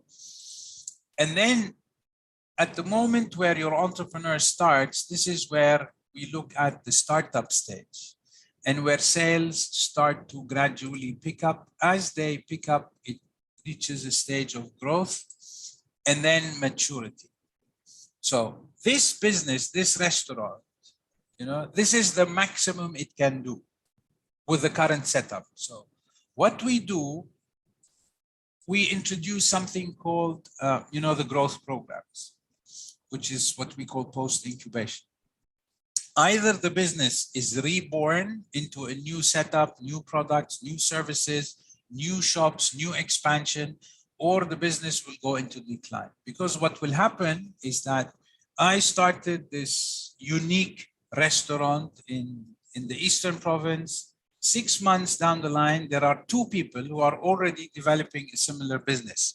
If I don't innovate and become creative, these people will catch up and then they will be in a better position to lead the way and kick me out of the business. So what we try to do is do counseling at the idea, investment, startup, growth, maturity, birth and decline. And we always keep on, you know, preaching to our entrepreneurs, you have to look to a growth program. You have to see where will you be in 3 years from now or 2 years from now? Because the problem with entrepreneurs is that they get mixed and mingled in the problems of their setup. So our main focus is always to look 2 or 3 years down the line. Where are you going? How are you heading there? And what kind of support we can offer you, or what kind of support can the ecosystem provide to you? So counseling is, you give a hungry man, if you give a hungry man a fish, his hunger will soon return. So if you're hungry now, we'll take you to lunch, and then in the dinner time, you're going to be hungry again. But when we teach him how to fish, it is possible that he will never be hungry again. So accordingly, it's not the idea of serving the hunger, or, you know, it's building the know-how, building the skill set and the mindset within the entrepreneur, how to address these problems and challenges. Now, you know, business counseling is a straightforward problem solving. I'm not going to go into the details of that, but it's very important that business counselors and mentors are all along the way with the entrepreneur, from identifying the problem all the way to providing the solutions and taking the action and the corrective measures. So accordingly, problem solving is counseling in itself. And there are many stages in business counseling. I'm not going to go through them. If someone has an interest, we can always, because our capacity building programs through the university are two. One is this orientation program. Another program is solely dedicated to business counseling and mentorship. And that's usually a 3 to 5 day program where we mainly give half a day of theory, similar presentations, and the rest of the program is we bring 40 to 50 entrepreneurs and we counsel them. Real entrepreneurs facing real issues that we counsel them, because counseling is not something we can teach you. Counseling is a skill that you will develop and advance in. The more counseling you do, the more you deal with entrepreneurs. And in our programs, as UNIDO, we have certified business counselors. And to become a certified business counselor, we require that you at least counsel at least 100 entrepreneurs and that are documented. And this is how, it's very similar to doctors. The doctor, when he's a fresh graduate, his knowledge is limited. The more years of experience he has, the better he become a better doctor. So the same thing goes with business counseling. So I'm not going to go through them. I will share the presentation with you. There are 4 main attributes of an effective counselor.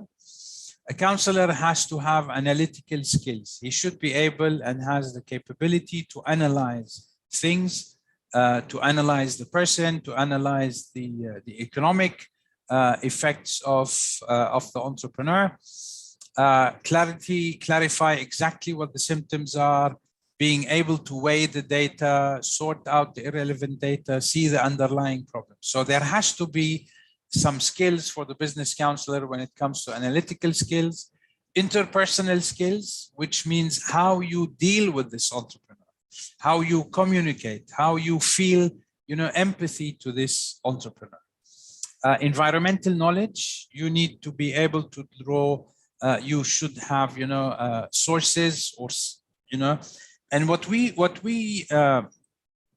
look at in environmental knowledge, if you're not an expert in agriculture, you cannot counsel an entrepreneur in agriculture. You can counsel him on marketing, you can counsel him on finance, but you cannot counsel him on agriculture, how to plant, what to plant, when to plant, and and all of these details. So you have to focus, the counseling on whatever you are best fit. The wide frames of references, you should be able to draw and network the entrepreneur with the different support institutions. And this is where the role of the ecosystem becomes very important, because the university cannot do everything. You can train, counsel maybe, but you cannot give the license. Maybe you cannot give the funding. So accordingly, there has to be, a pool of business counselors looking into different aspects. But these people should have these 4 attributes to become or to be named as an effective business counselor. Analytical skills, interpersonal skills, a wide frame of references, and environmental knowledge. I've been living in Bahrain for the past 18 years. I cannot go and counsel in Saudi Arabia because I don't know the environment. So accordingly, these are the things we look at. Now, the skills needed by the entrepreneur has to be an active listener. He also has to reflect on the discussion. He should be willing to take responsibility, because at the end of the day, it's his business, it's his funding, it's his own reputation.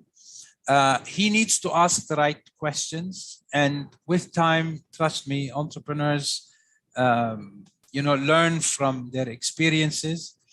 Deep commitment to the business idea, because you cannot start the business and then 3 months down the line say, I decided to stop the business.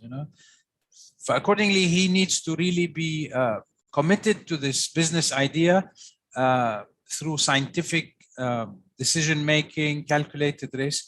And this is where we work a lot as business counselors to ensure that this is it. This is what he really wants to do.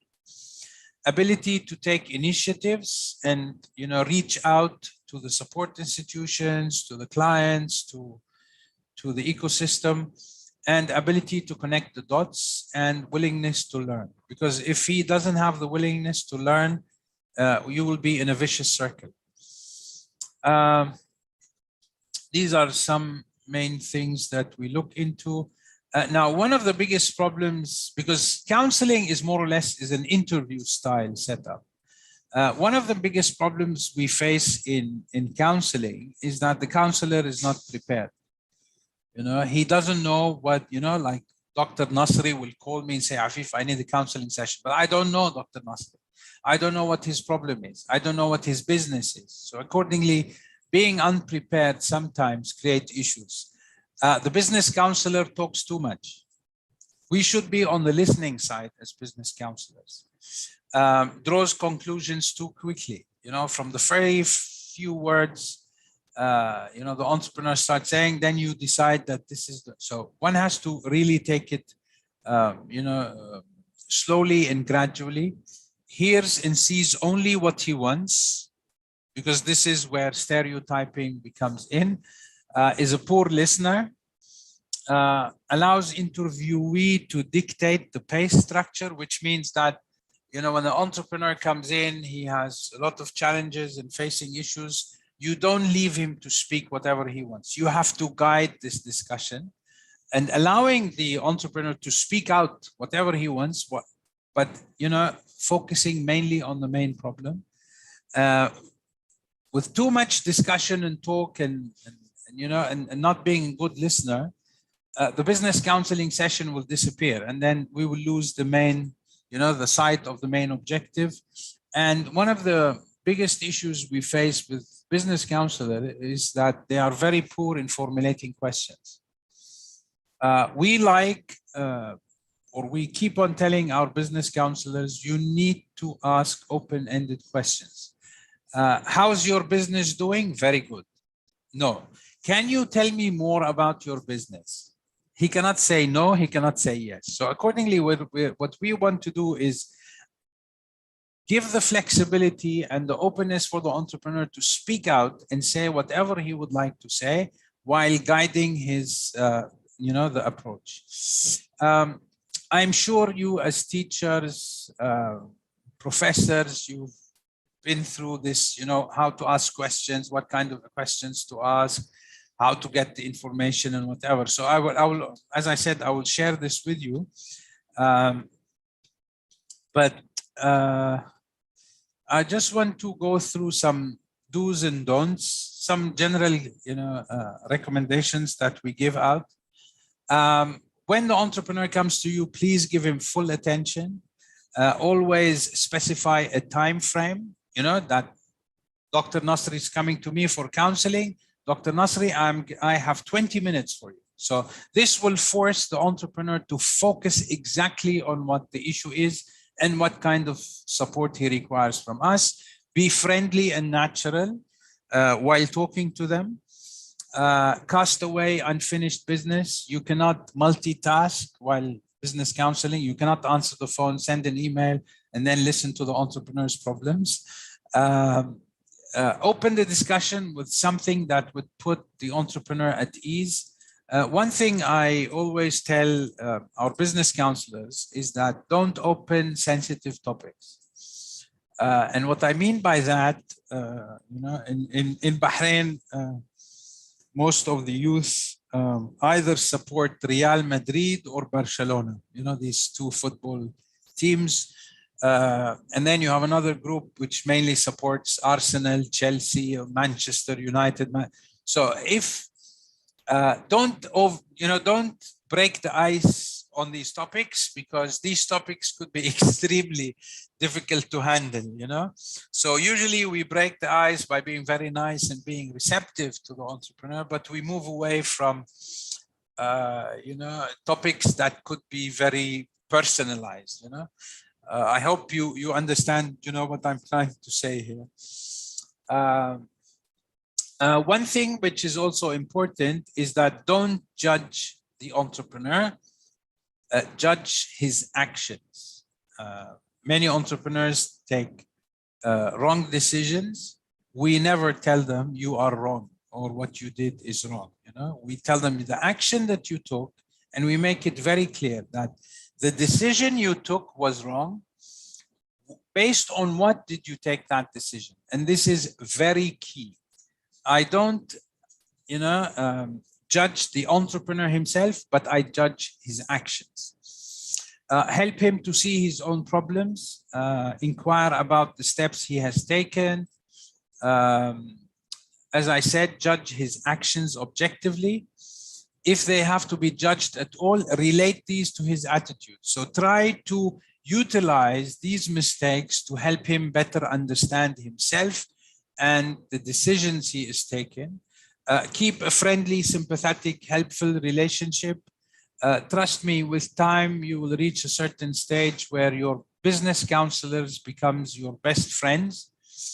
And for us today, in the UNIDO office in Bahrain, we have 12 full-time business counselors that get paid by UNIDO, but we rely on a network of 100 to 150 successful entrepreneurs who are capable of business counseling other entrepreneurs.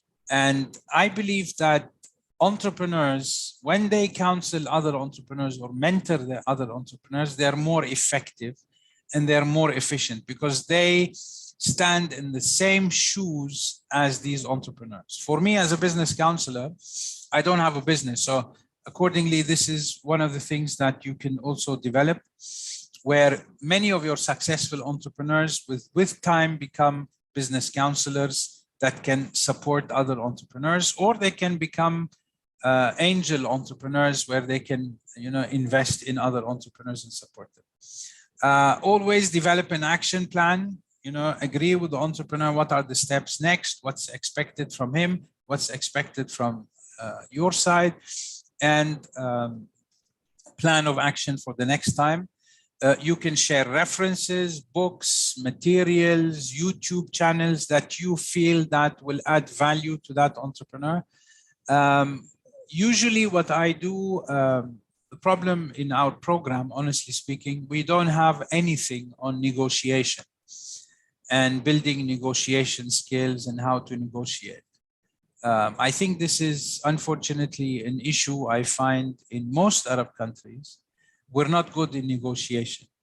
So, and I realize that many of our entrepreneurs who are dealing with large corporates in Bahrain or outside internationally, they lack this. So I usually give them some books, some advice, some YouTube channels that can help them, gain and better themselves and get a practical experience on negotiation and how things has to be done. So I don't know if the university has anyone on negotiation that maybe we can rely on, also giving a session to our entrepreneurs. So you can, link him with other support institutions in the region. I know many of these things are very straightforward and you know them as teachers. But one thing I would like to end with is that the project or the entrepreneur, it's his responsibility to take his own decisions and for solving his own problems through our guidance. He should have the opportunity to make his own bed and lie on it, because it's our duty to help him structure this bed. Is it a comfy bed? Is it a hard mattress or not? Because at the end of the day, I'm not sleeping in that bed. He is sleeping in that bed. So for us as business counselors is that we need to support, guide, and provide all the needed support for the entrepreneur to develop this successful business so that he can grow and expand and become successful in it. Any questions? Any comments?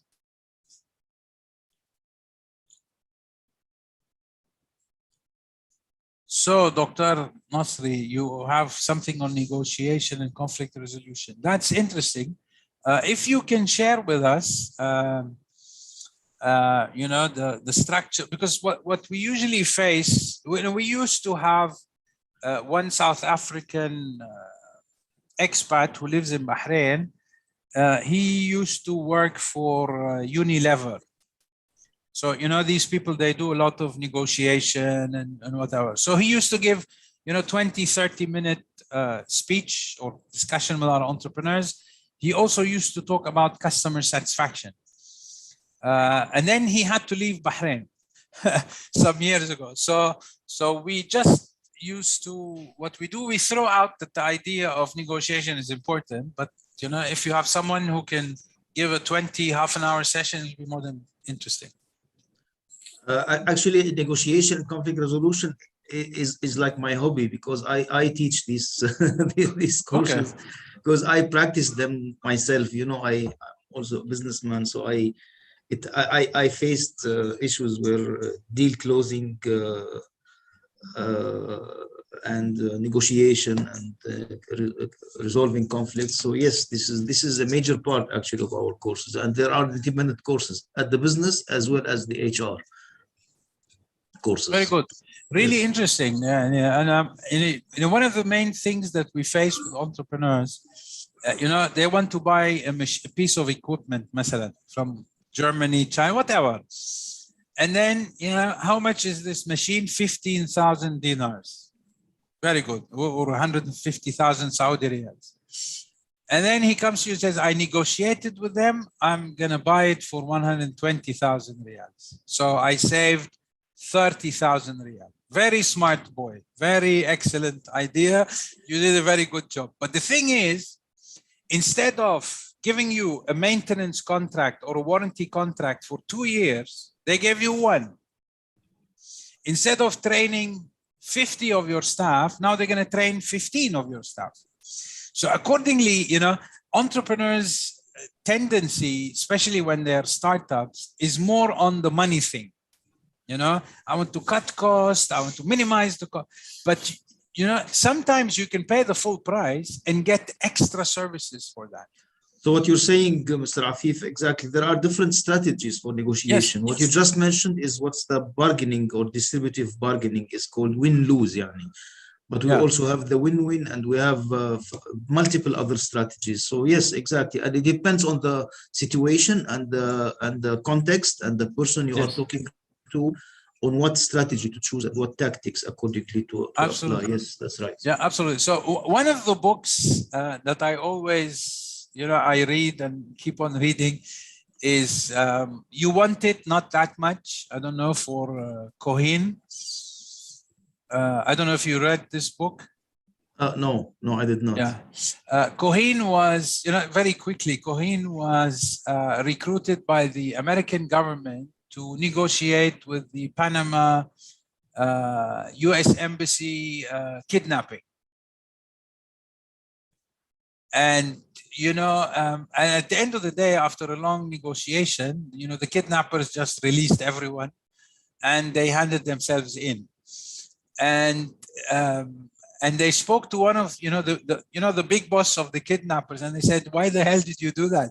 You know, if you're going to hand over everything. He said, this guy made us feel that we don't care. You know, he said he took us, you know, in the negotiation. He was so powerful that he thought, you know, we don't care. You know, you kill them, you keep them. We don't care. We're not going to negotiate with you. And then there are many tactics. It's not as easy as we think, you know. Exactly. And the psychology is a major part of all of this. Yes, you are right.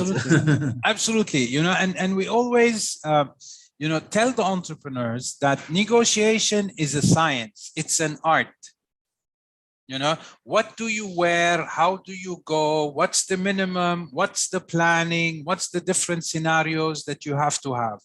Now, I know entrepreneurs in the early stages, maybe they don't need a lot of negotiation. As they get much bigger and, you know, more bigger in magnitude, then تفضل. No, a major part where the entrepreneurs will need to negotiate is when they present the business plan and seek money. And so the how to share structure and what's money, what percentage of the company the investor will take. And so this is negotiable, right? The sweat equity Yes. is always negotiable. the investor will say, hey, well, how this is too much that you have kept for yourself. So yes, this is a major part where the entrepreneur needs to know how to negotiate. Dr. Nahla, what we try to do is, we do the elevator pitching. We try to, develop boot camps on elevator pitching, to how to be concise. As Arabs, we like to tell the story of our lives before I can tell you what's my business idea. 1 minute only, yes. So this is what we try to do as much as possible with the entrepreneurs. And honestly, with time, with experience, with interactions, they build these capacities. You will see some of our entrepreneurs. One of them is Huda Janahi. Maybe I think you'll see her tomorrow. 15 years ago when she was here, she was extremely shy person. Now she's extremely aggressive person. And this is not because what we do, but because, people start to interact and they build from their own experiences, developing these capacities. What I want to show you, because I know in a few minutes, we're gonna have Actually, we do a competition with this 1 minute elevator pitch, and we usually do a competition in class about this. Dr. Nahla, what we do in our program, when we finish the training program, we give them a business plan competition, a very small one, that we give them maybe 1 week, 10 days, and then we ask them to come and present it. And when they come and present it, there is no awards on it. It's just an exercise.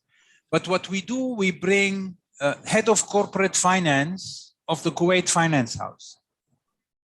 We bring, the person in charge of, yes, and the head of the licensing department at the Ministry of Industry and Commerce. And we bring someone from Tamkeen. Tamkeen in Bahrain is like Munshaat in Saudi Arabia.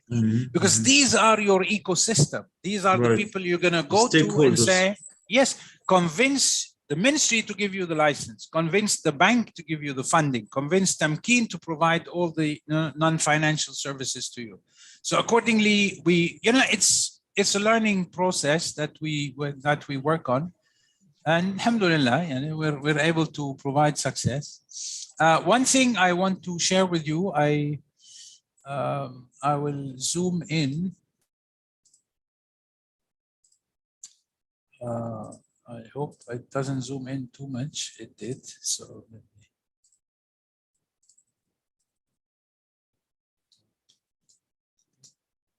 So what we do every time we counsel an entrepreneur, we fill a counseling summary form where we put the date, the session duration, how much time did we sit with him, the name of the entrepreneur, which line of business, was it a telephone, was it a meeting? Now we have via Zoom, via email, via WhatsApp, and then which business counselors attended that session, what was the summary of the discussion we had with that entrepreneur. This entrepreneur has a problem with obtaining the license from the Ministry of Commerce.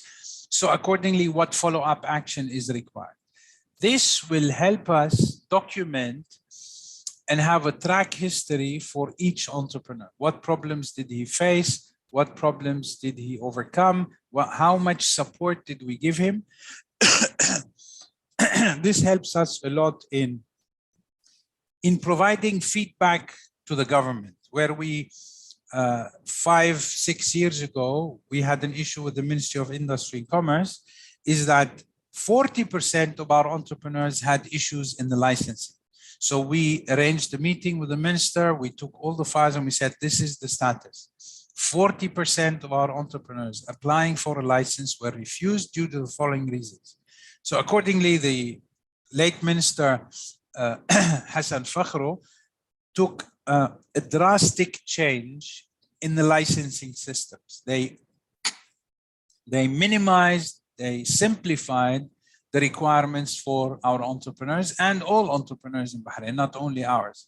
So this business counseling format helps us understand each entrepreneur, how much support was he given, what obstacles are they facing. And this is also good for us to network entrepreneurs together. This is also something that we have developed some time back. Now it's progressing. And what we have done, we are putting them all on the virtual hub, which I showed you yesterday that we're developing with Intel, so that we have, you know, it's like the doctor, you have a track history. If I leave UNIDO, you know, initially we used to have 50, 60 entrepreneurs we deal with in Bahrain. So it was very easy to remember, you know, Dr. Basim Nasri has a restaurant in shawarma. Dr. Patricia has, fashion design, whatever. But now when you have 8,000, 10,000 entrepreneurs, it is very difficult to remember. So accordingly, these forms help us a lot. Basim Nasri, this is him. We pull his file. We know what's his business, his problems, his support that we provided. So we have a better understanding about it. So if this is it for me, I'll be, I don't know if any one of my team is here. Ghadir, Isa, Ihab, anyone? Because I believe your one of the case studies is here in the office. She will be joining. So just give me 1 second. Let me check where she is. Hello عفيف. هلا عيسى. من اليونيدو تفضل. Do you need something from us? Yeah, مريم عندك؟ I can contact her now. Let her know to. لا مريم المنصوري. I know she's joining from the office. Yes, she is with me here now. So let her start. Okay. Okay. Okay, inshallah.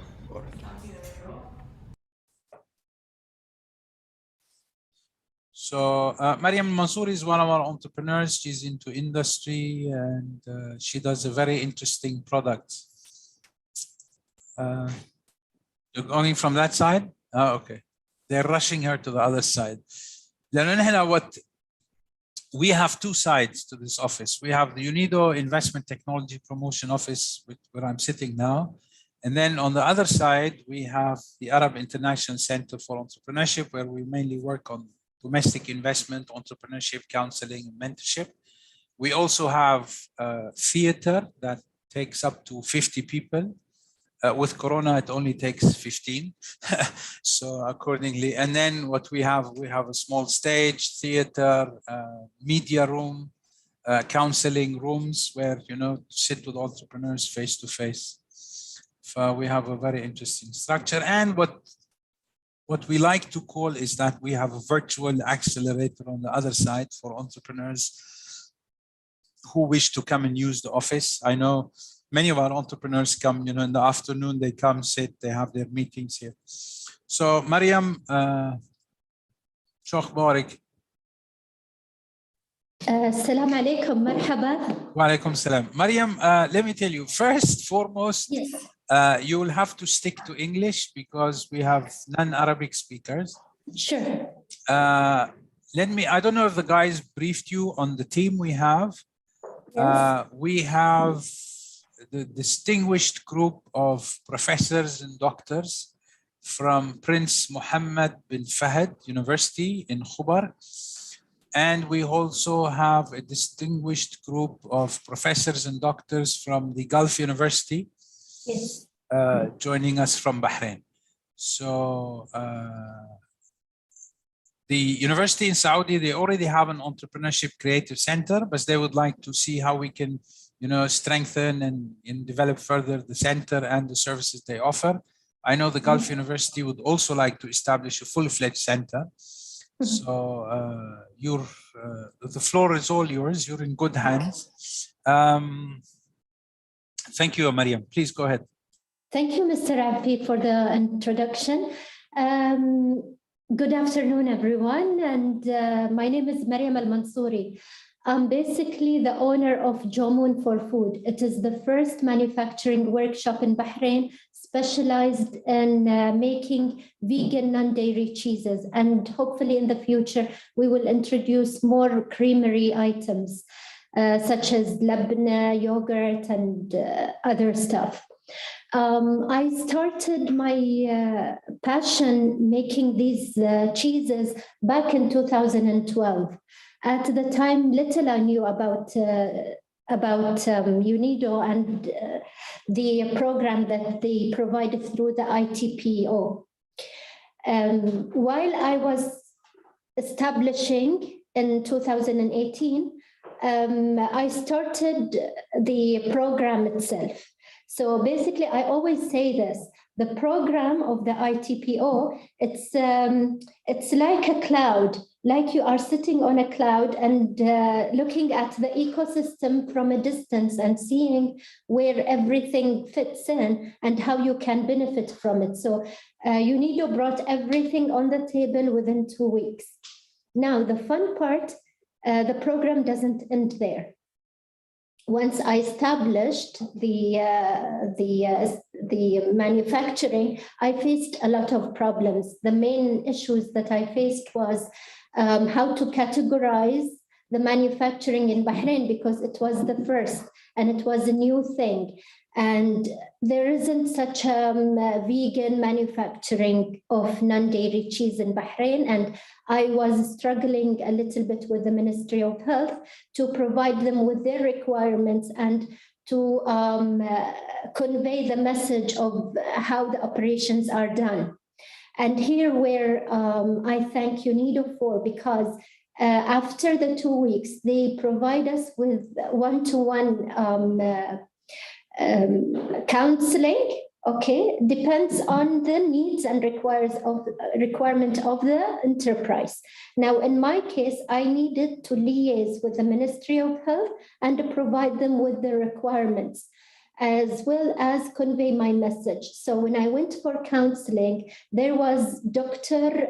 Amal Al-Joder, who is an MD, and she works closely with UNIDO as well. So I sat with her and I told her about the problems that I was facing. She sat with me and with the ministry as well. And the missing link was at last, okay, let me put it this way. Both of us, both entities were on the same page. And I was able to launch my business. Now that I've launched my business and I am fairly known in Bahrain, I'm taking my products outside. I'm starting to prototype.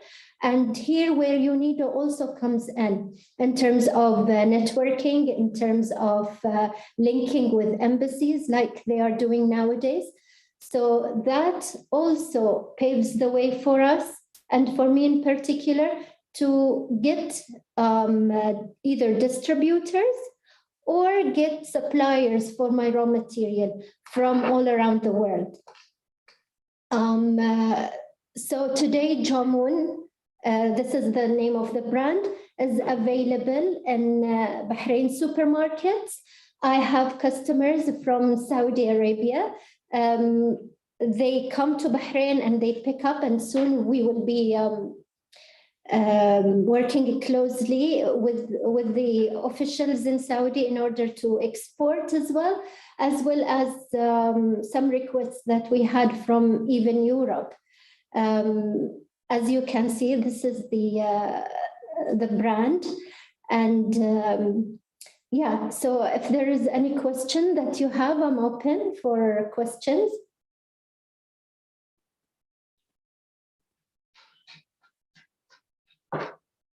Anyone has any question? Mariam, I have a question. How did we help you? Yeah, as I said, I was helped in first establishing, first of all, through the 2-week program, where I was able to learn about the ecosystem available. Like, for example, okay, with Temkin, because I was ex-Temkin, so I knew fairly what they offer. But we have other ecosystem entities that and players in the market. For example, BDB and the role of Supreme Council for Women, as well as the role of the Ministry of Industry and Commerce. All of this was brought on the table, and we provided with comprehensive training on how to do even our business plan. That was at the very early stages. when I first started to establish the business, I faced a problem with the Ministry of Health. That was the second time that UNIDO would step in and provide me with the right way of handling the matter and how to present it to the Ministry of Health in order to get the approval for being the first manufacturing in Bahrain. At a later stage, when I started selling and I started to get renowned in Bahrain, known, the brand started to be known in Bahrain.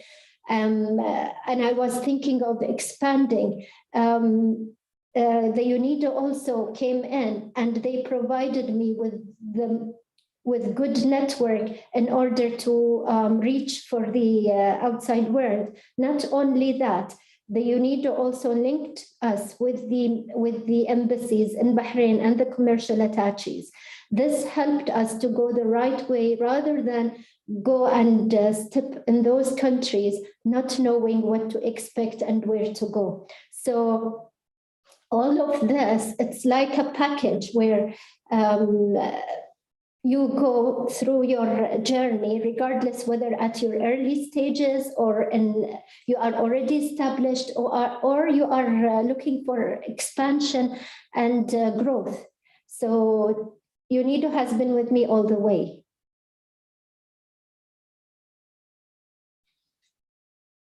And Mariam, I know now you're more or less incubated in our office. Yes. We see you regularly coming in and going out. So if you want to share some things, and then if somebody would like to ask any question, please feel free.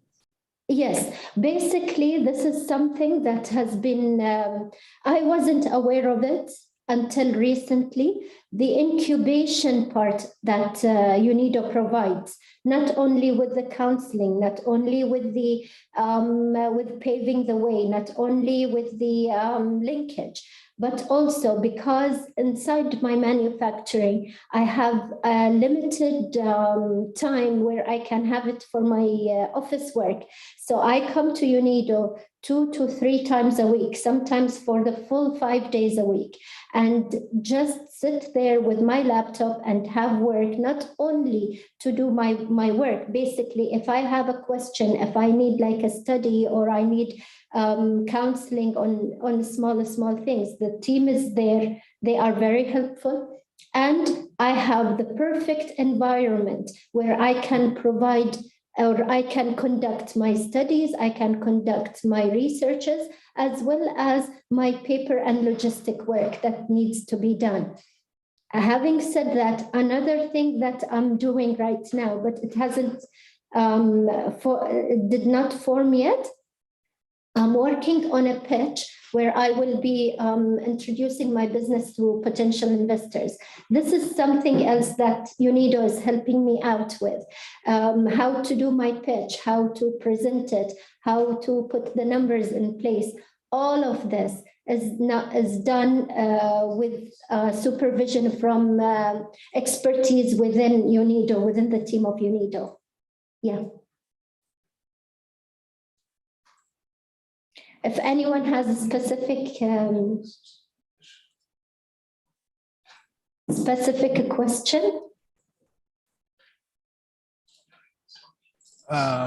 Mariam, what's your education, Mr. Dr. Basim? Yes.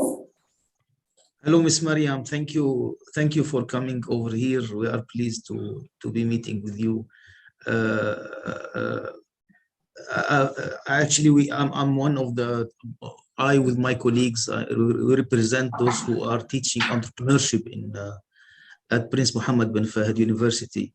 Yes. I should say you are lucky, mashallah, to have UNIDO there with you in Bahrain.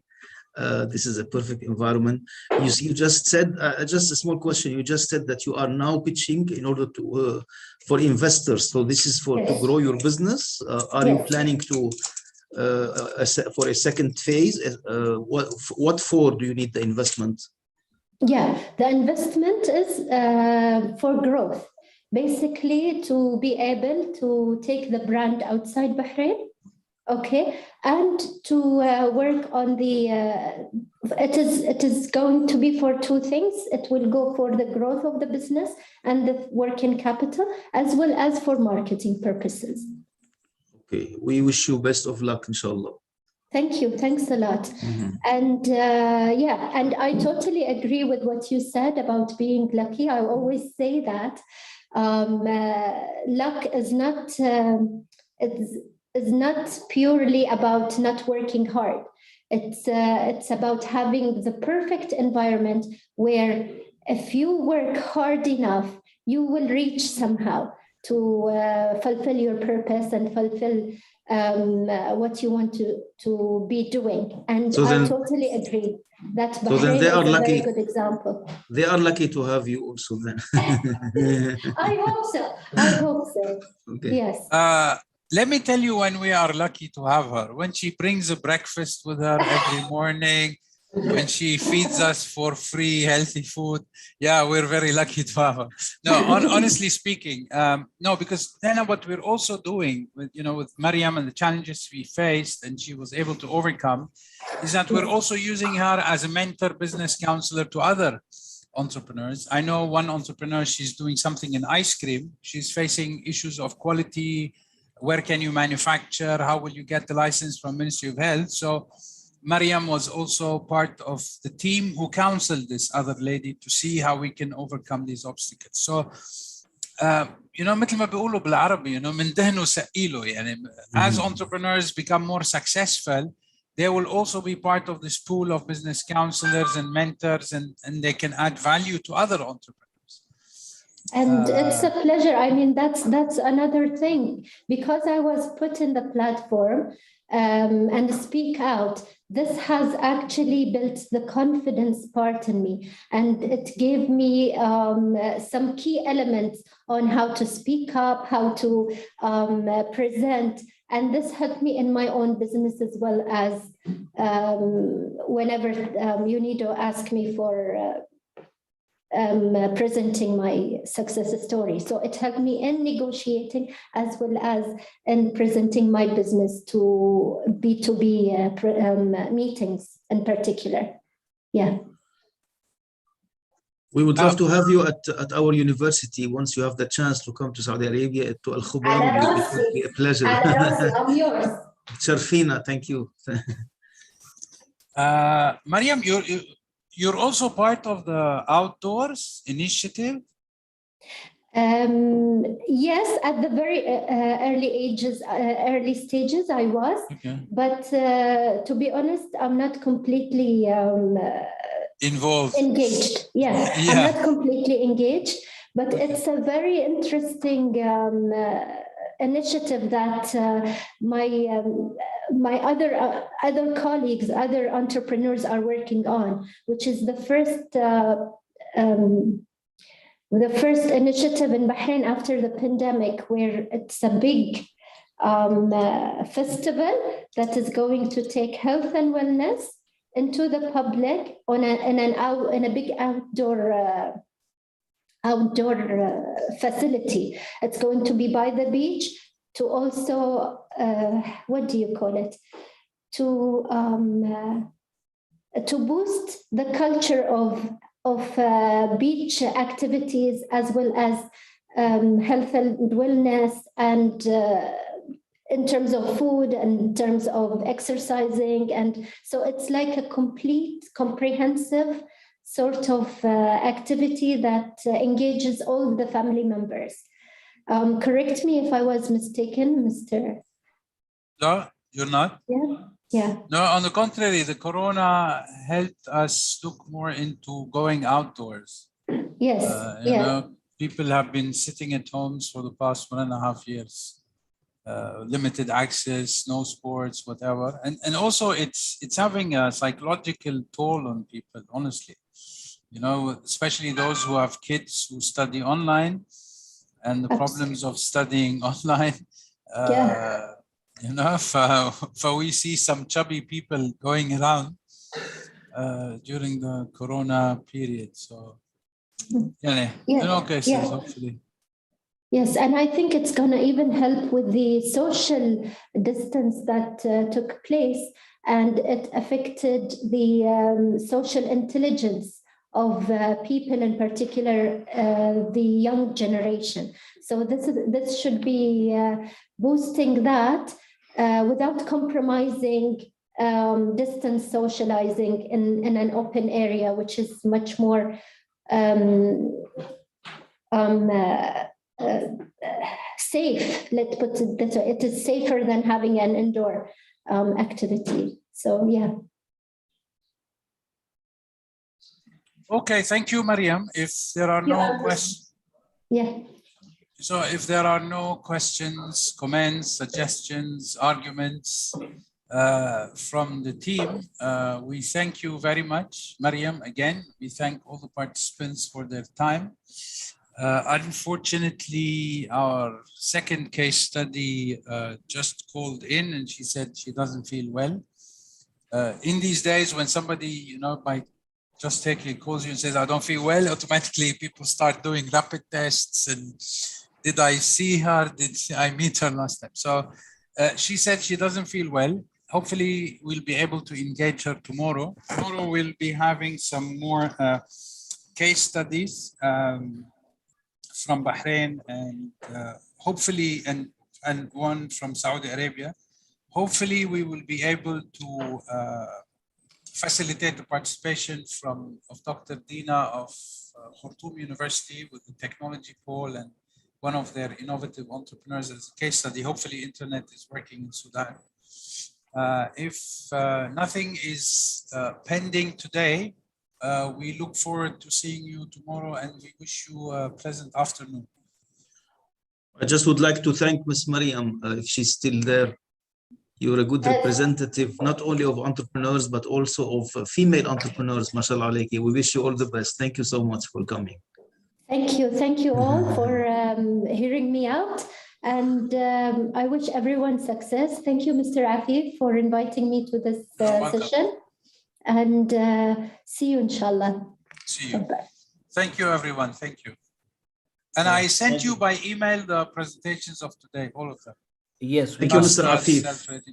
No problem. Ya'tik al-afiyah. Thank you for your effort. Allah ysalmak. Thank you so much. Yeah. Thank you. Bye-bye. Have a nice day. Bye-bye.